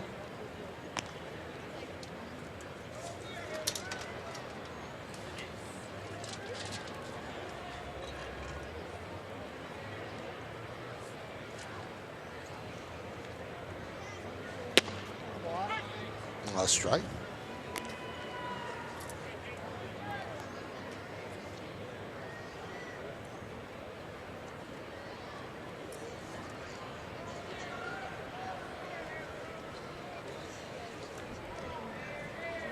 Fireisen, one of the guys that came in the Andrew Miller trade.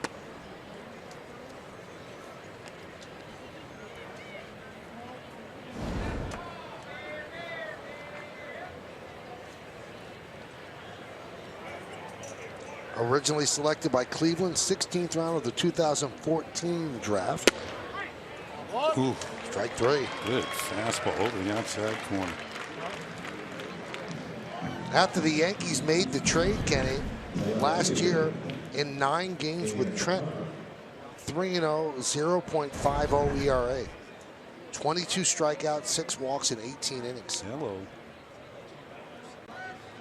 In the Indian organization, he was with Akron. He played 33 games, 4-3, 2.23, 56 strikeouts in 40 1/3 innings. So he's got a good arm. Well, along with Clint Frazier, Justice Sheffield, and Ben Heller, who pitched yesterday in Clearwater and struck out the side.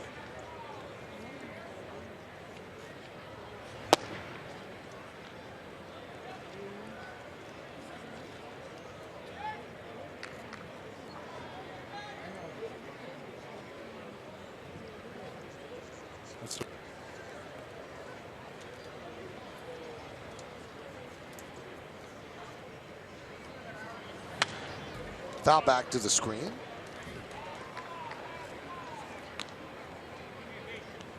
You notice in a lot of these deals, I mean, Brian Cashman trying to get arms, just guys who can develop. You know, I was watching Heller pitch yesterday. He looked strong. Yet to see Sheffield.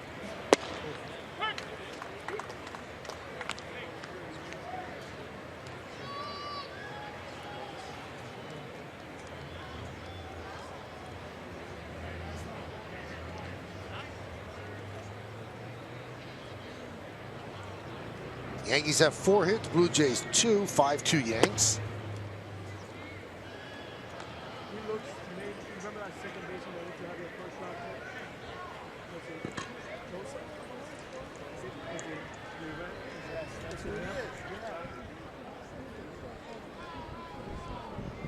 And here's the payoff. Fouled away. Rex was right. That's right. For those that didn't watch on Friday, Rex Ryan, I spoke to before the game, said, you watch 75% of all 3-2 pitches. The first 3-2 pitch of an at-bat is fouled away 75% of the time. That's a high number.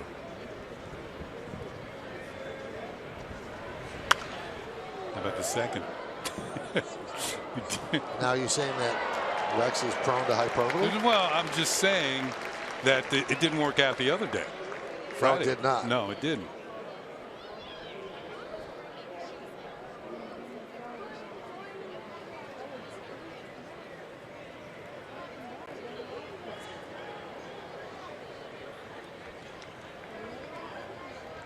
3-2. Grounded to second. Pete Cosma. Over to Solano, 2-away.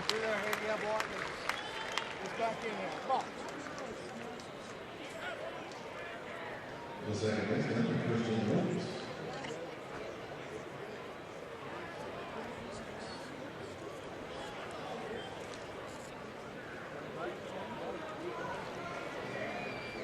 So the righty, Fire Rising, will deal with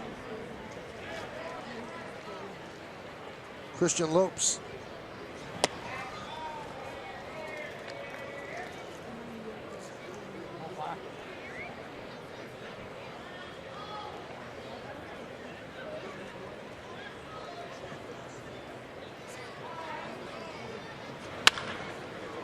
Line in the left center field. It's a base hit. Crawford cuts over. He'll get the ball in. And Lopes picks up a single with 2 outs in the 7th.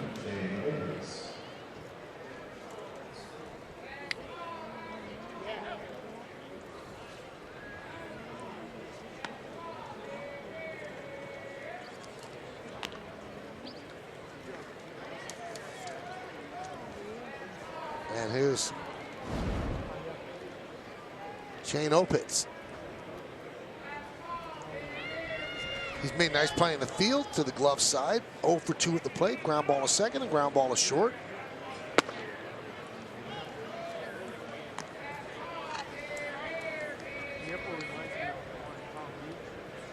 Now before the game,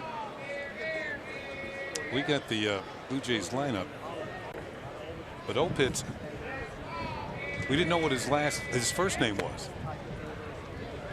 So I had to text Buck Martinez over in Dunedin, where he's probably doing the Blue Jays game on TV back to Canada today. And he sent over his first name. But that was it. Yeah, it was nowhere to be found in any of their media guides, anything like that. Fly ball into center field. Right there is Crawford, and that will do it in the 7th. No runs a hit, no errors, and 1 man left on base. At the end of 6.5 innings of play, get up and stretch. The Yankees 5 and the Blue Jays 2. We're going to stay right here at Steinbrenner Field in Honor America in Tampa. Armed forces around the globe, preserving our freedoms. Please direct your attention to the Yankees first base dugout and welcome Technical Sergeant Giovanni Jimenez of the United States Air Force. Technical Sergeant Jimenez has recently returned from Afghanistan and is stationed at MacDill Air Force Base, assisting in the fight against the war on terrorism. Let's have a warm round of applause for Technical Sergeant Jimenez and all of our brave men and women for their sacrifices being made every day for our country. Thank you. Now, ladies and gentlemen, please remain standing and remove your caps and join in Kate Smith's rendition of God Bless America.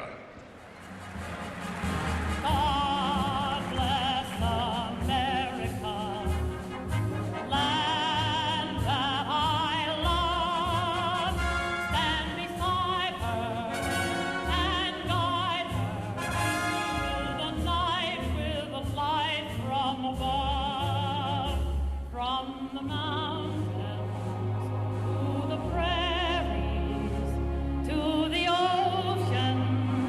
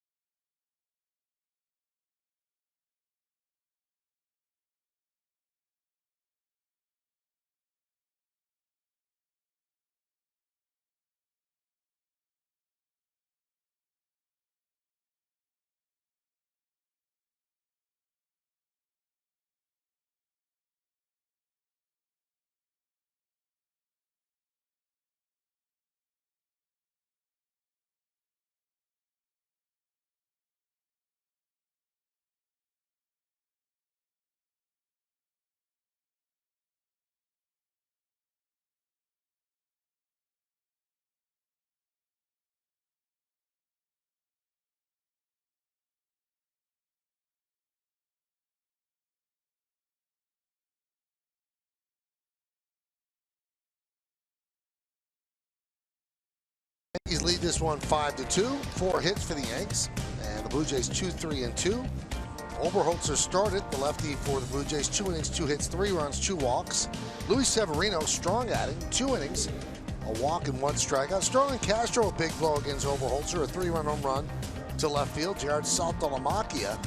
Now the 2-run home run for the Blue Jays only runs in the 6th inning against Brady Lale.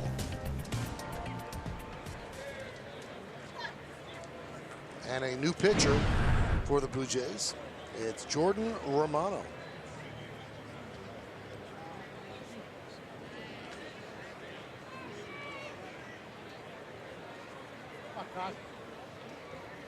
New catcher is Mike Ullman.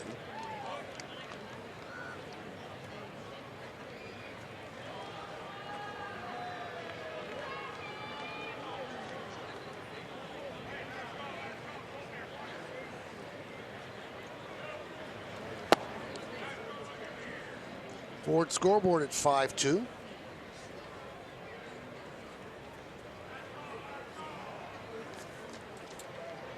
So Pete Kozma at the plate.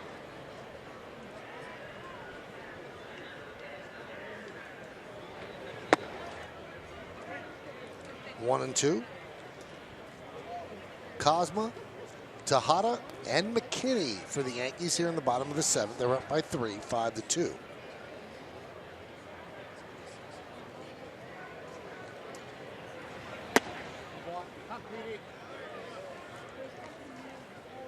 Two and two.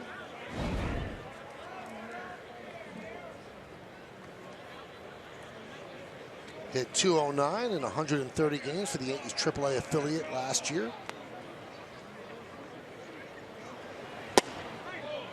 Strike 3. Kozma down on strikes. And we go downstairs to Meredith Maragovitz. Thanks, Michael. And with Chase Headley. Chase, you've been through a couple of spring trainings. This will be your 10th year in the league. What do you hope to accomplish early in spring training?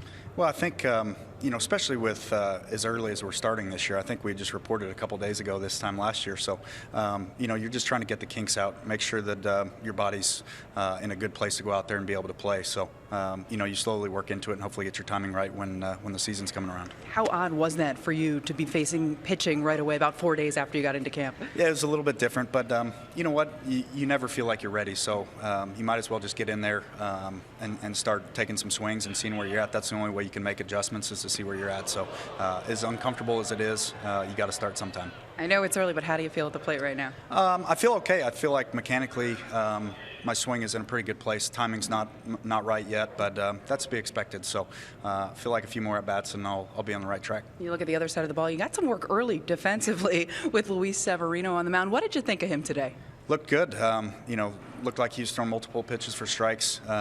Was filling up the strike zone and threw a couple of good changeups. So looked sharp, looked like his stuff was crisp, and we need that from him this year. How different is the dynamic in that clubhouse this spring? A lot of new guys, a lot of young guys. It's a little bit different, but we have a lot of high-character young guys, so it's been fun to get to know them, and they're doing the right things, they're putting the work in, and I think they have a lot of talent. So it's exciting, and we're enjoying the energy they bring every day. Is there anything in particular you're working on this spring? Hopefully to just be a little bit more prepared, come April 1 this year. Nothing huge changes, mechanically, defensively last year I had some things I wanted to work out, and I felt like I did a good job with that. So continuing those things, and then from the left side of the plate, early last season I was mechanically out of whack. So trying to reinforce some of the things I did last April and May, and hopefully get those accomplished now, so I don't have the same slow start. Chase, thanks for the time. All right, thanks. Michael, back up to you. All right, thank you, Chase, and thank you to Meredith. And while Chase was talking, Billy McKinney rips one deep to right field for a 2-run home run. Ronald Torreyes just lines out to first base, so a 2-run home run for McKinney. Let's take another look. There it is, and no mistaking this, and McKinney kind of knew it. He broke it down about halfway down the first base line. This ball got out of here in a hurry. Ooh, a rocket into the seats. And McKinney's somebody that the Yankees acquired over the winter. Yeah, they got him in the Aroldis Chapman deal from the Cubs. So Ullman then grounds out, And the Yankees score 2 more. We go to the 8th inning, and the Yankees are up 7-2.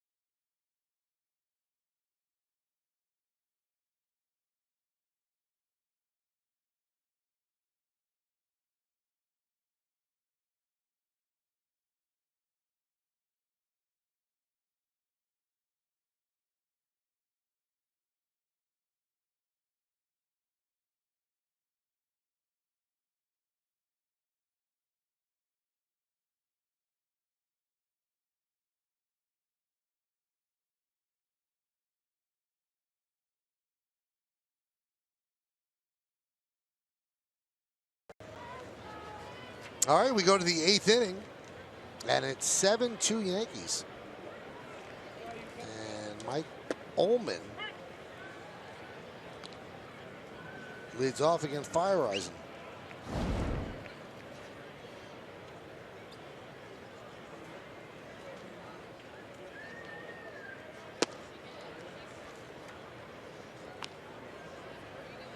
So McKinney has been involved in some big trades. He comes over to the Yankees in the Chapman deal and came over to the Cubs in the Samardzija deal from the Oakland Athletics.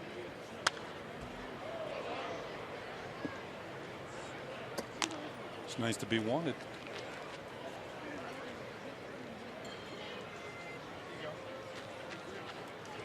What, that was a nice Yankee Stadium swing right there. Pulling it down the right field line into the seats.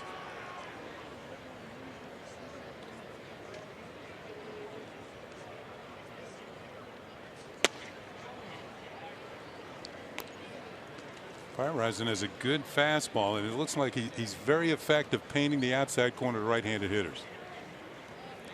But usually you heard Joe Girardi speak of fastball command, which means you got to be able to throw it in, out, up, down. Swing and a miss. Good slider.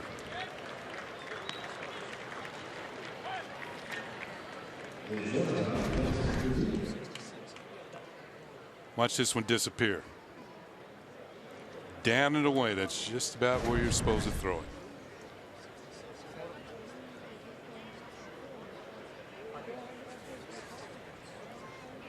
Here's Yeltsin Gudino.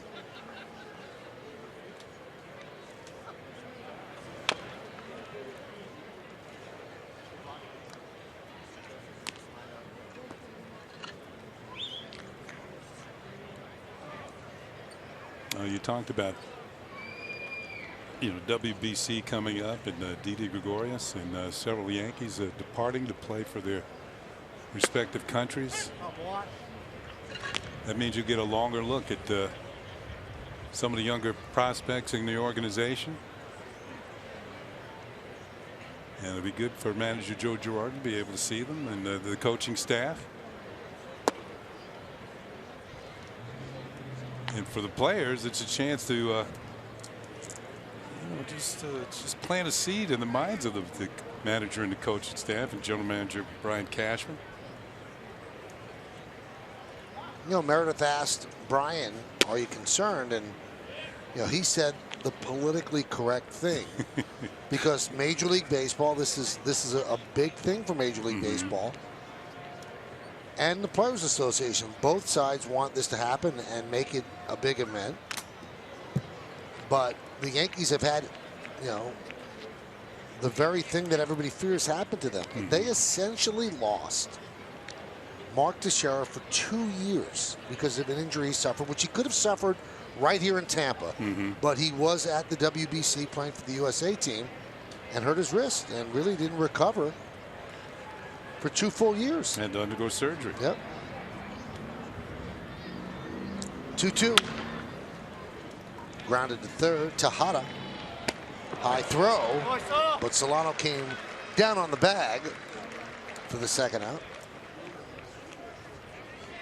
Well, it's not only that. As we look at this play by Tejada, the former Met, and Solano's going to up and back down for the putout. But it's not they're playing, but it's the level at which they're playing early in the season. Right. Now there are some teams that might have an advantage. Like the Dominicans didn't lose a game last year, and a lot of them played winter ball. You know, even the star players, man, they show up, play for a month, get ready for the WBC. Roman Fields takes inside 1-0. And that's something that the American squad, not many players in the American squad play winter ball.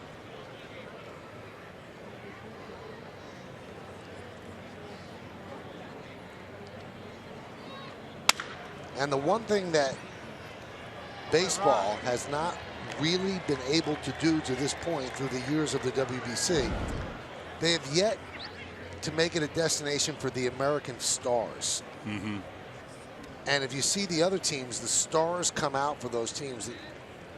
I'm not sure it means the same thing to the American players, although it's a slow work in progress, obviously, and it will happen sooner or later. But you know, also, to me, it's the time of year that it's played. I mean, a lot of, as I said, a lot of American players, that they're used to, this is their time to get ready for the regular season, as opposed to playing at a high competitive level. Look out. And Fields gets hit, and he's in pain.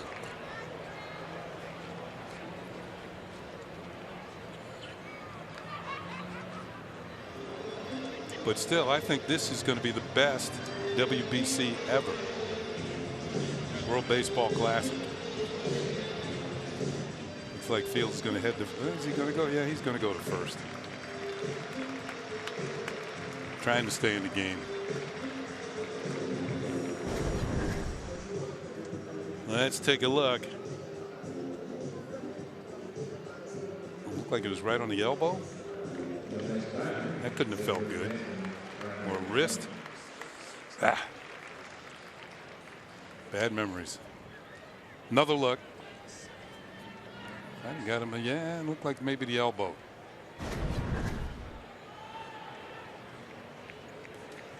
That's going to bring up Bradley Jones.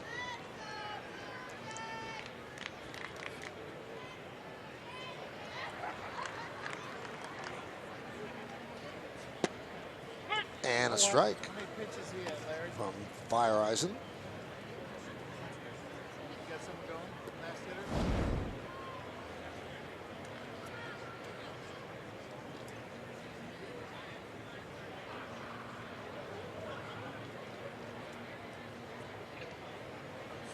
Swing and a miss.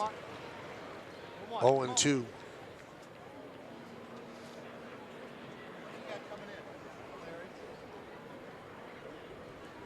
Now that he's jumped ahead, no balls and 2 strikes. Let's see what Fireisen wants to do. Can he get Mr. Jones? Chase a pitch out of the zone. Looks like they're setting up for a slider. No, fastball. Tried to paint the corner. And did. Yeah. And that'll do it here in the 8th. No runs, no hits, no errors, 1 man left. Let's go to the bottom of the 8th.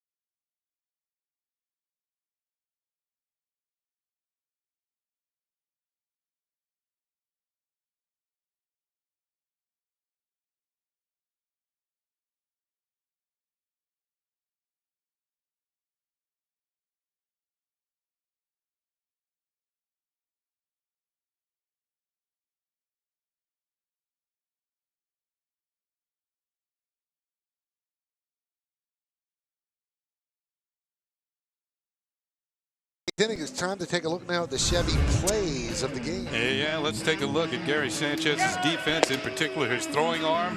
Throws out one runner. This is the third inning. Not once, but twice he throws out runners. 2 to 3 outs for the Blue Jays that inning. Thrown out, attempting to steal by Gary Sanchez. Those are our Chevy plays of the game. You know, Kenny, so much emphasis is put on the 20 home runs in the 53 games and the 299 average, but he caught very well last year and threw very well. You mentioned 41% of base runners, which is really well above league average. He did a good job behind the plate. Yeah, he did. You know, they said that early in his minor league career he wasn't good at blocking balls. We saw that he was good doing that, and he really wants to learn his pitching staff, and you know how to handle the pitchers. Knows who he has to really push, guys he can lay back on. Catching is just more than you know, receiving the ball and put down fingers. Kyle Higashioka hit a long home run on Friday. He gets his first at bat today. Gary was 0 for 3 in this spot. And Higashioka pops it up sky high. And the catch is made by Opitz for the first out. This chiropractic telecast presented by authority of the New York Yankees. It may not be reproduced or retransmitted in any form. And the accounts and descriptions of this game may not be disseminated without the express written consent of the New York Yankees.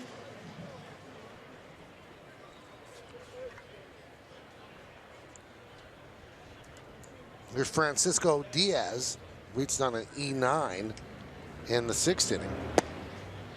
Breaking ball strike. Jordan Romano still in there for the Blue Jays.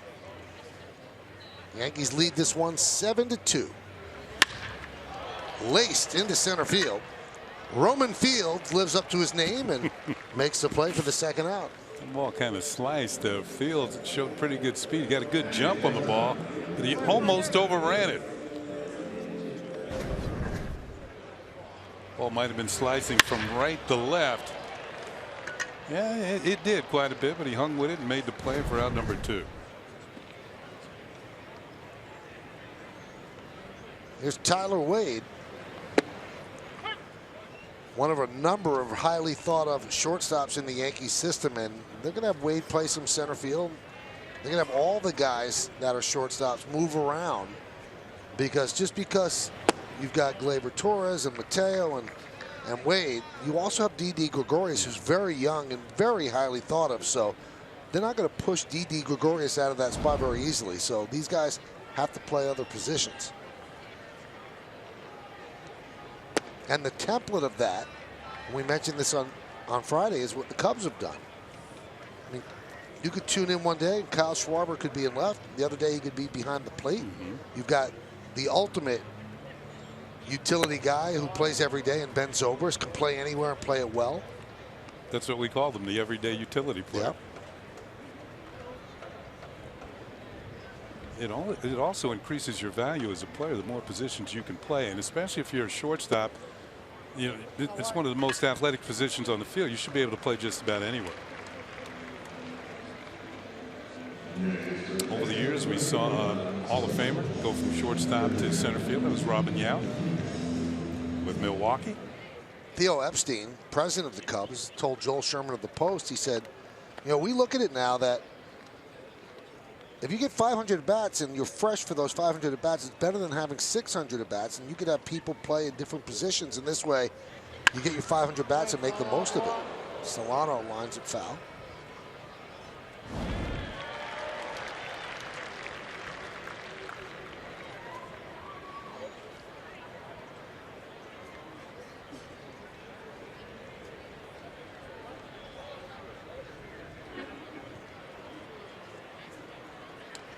The 0-1. Foul back, 0-2. The bottom of the 8th inning, it's 7-2 Yankees over the Blue Jays. Along with Ken Singleton and Meredith Morakovitz, I'm Michael Kay. We certainly thank you for spending part of your Sunday afternoon with us.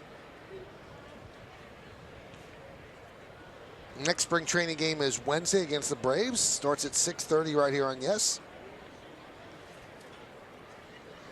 Swing and a miss. Solano down on strikes. No runs, no hits, no errors, and one man left on base. We go to the ninth inning.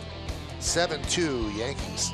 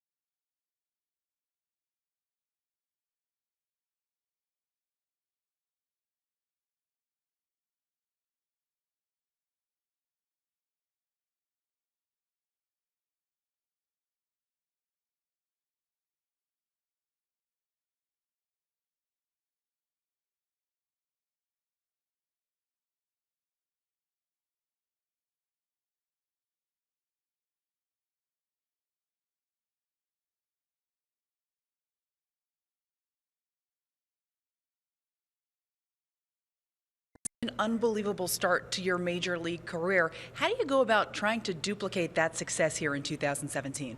Que fue también el año pasado. ¿Qué crees tú que debe de hacer este año para hacer lo mismo o mejor? Bueno, seguir trabajando fuerte aquí en los entrenamientos. Yo pienso que esa es la clave de ser mejor. I think the key is just to keep working hard. You know, that's why we're here in spring training to work on everything and keep working hard. Based on last year, the expectations are hard. How do you make sure you don't put too much pressure on yourself? Las expectativas del año pasado son increíbles. ¿Qué tú crees que tú tienes que hacer para no ponerte presión este año? Bueno, yo salgo al terreno a jugar pelota, como uno dice. Yo pienso que no va a haber ninguna presión. Nada, cuando salgo al terreno me salgo a divertir. You know, the thing is that when you go out there to play ball, you want to have fun. You know, that's why I play the game, because I enjoy it. And that's the key, you know, go out there, have fun, and don't put any pressure on yourself. We thank you to Gary and Marlon, and also Meredith, as we are in the ninth inning. Derek Loveless at the plate against new Yankee pitcher J.R. Graham.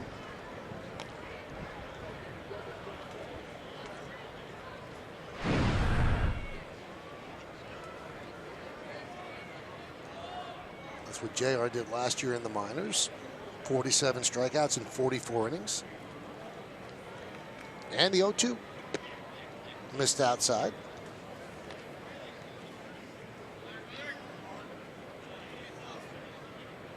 Well, when you look at this game, as we're in the bottom of the eighth inning offensively for the Yankees, a big blow. It's Starlin Castro with his first home run of the spring, and impressive because it was against the wind, and equally impressive because it was a 3-run shot in the second inning. A big blow of this game. And once again, the pitching's been pretty good for the Yankees. They've only allowed 3 hits.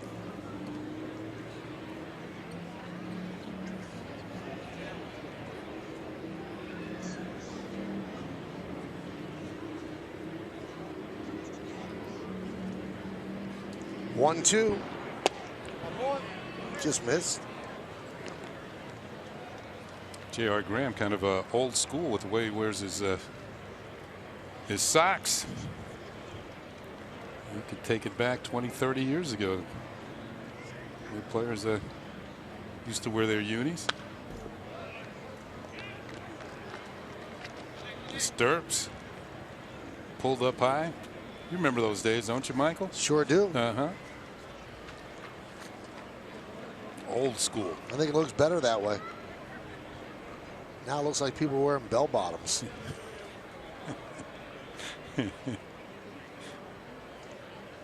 Those are kind of old school too. You know what's interesting though, Kenny? I mean, if you look up the definition of the word uniform, They're all supposed to look the same. Yeah. In the NFL, they have people that actually make that happen, and everybody wears their uniform differently in the major leagues.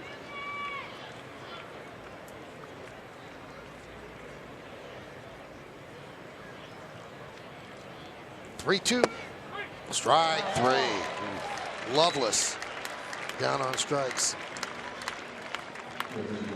Pinch hitter for the DH. Anthony Alford, it's Dan Jansen. Not the Dan Jansen. I don't believe so.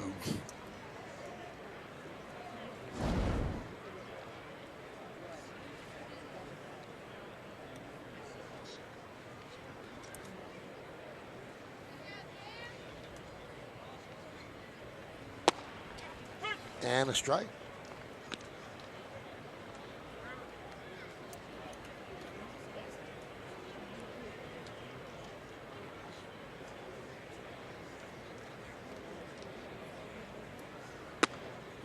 Pitch upstairs from Graham. Severino started, then Barbado, Gurka, Lale, Fireisen, and Graham. And they only got through against Lale as Saltalamacchi had a 2-run home run. Yankees lead 7-2. Yeah. This type of pitchers get any hitter's attention. Up and in.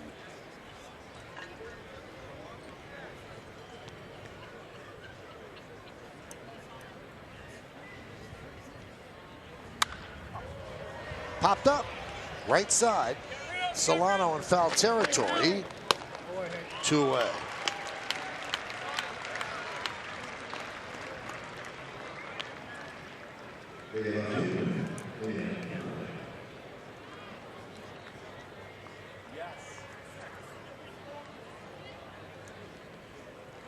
Beautiful Sunday afternoon here at Steinbrenner Field. Yankees an out away from picking up their second win of the spring. They're 1-1. Ian Parmley at the plate.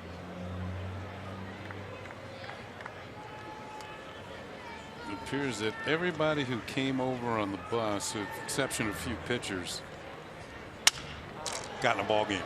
Broken back, ground ball to Cosmo, over to Solano, and that will do it as the Yankees win this one by a score of 7-2. Graham works a 1-2-3 ninth inning. Joe Girardi with the handshakes. And the Yankees win on Friday. They lose yesterday, and they win on Sunday. So why don't we take a look now at the Land Rover drive of the game, Kenny? Well, let's go back. We just were talking about it, and it is Starlin Castro. Well hit the left center field. Leans back, gets into it. A 3-run shot that gave the Yankees 3 runs in the second inning. And they were on their way to the 7-2 victory. That's our Land Rover drive of the game.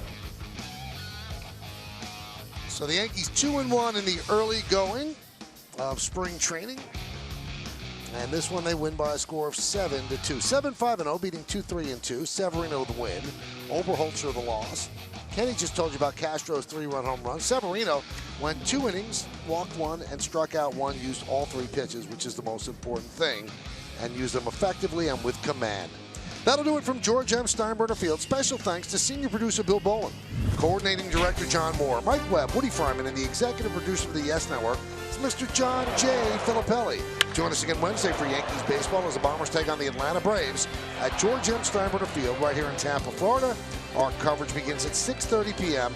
on the Yes Network. Again, the final score, the New York Yankees 7, the Toronto Blue Jays 2. For Ken Singleton and Meredith Moragovitz, I'm Michael Kay saying see ya from Steinbrenner Field. Have a good one, everybody. So long.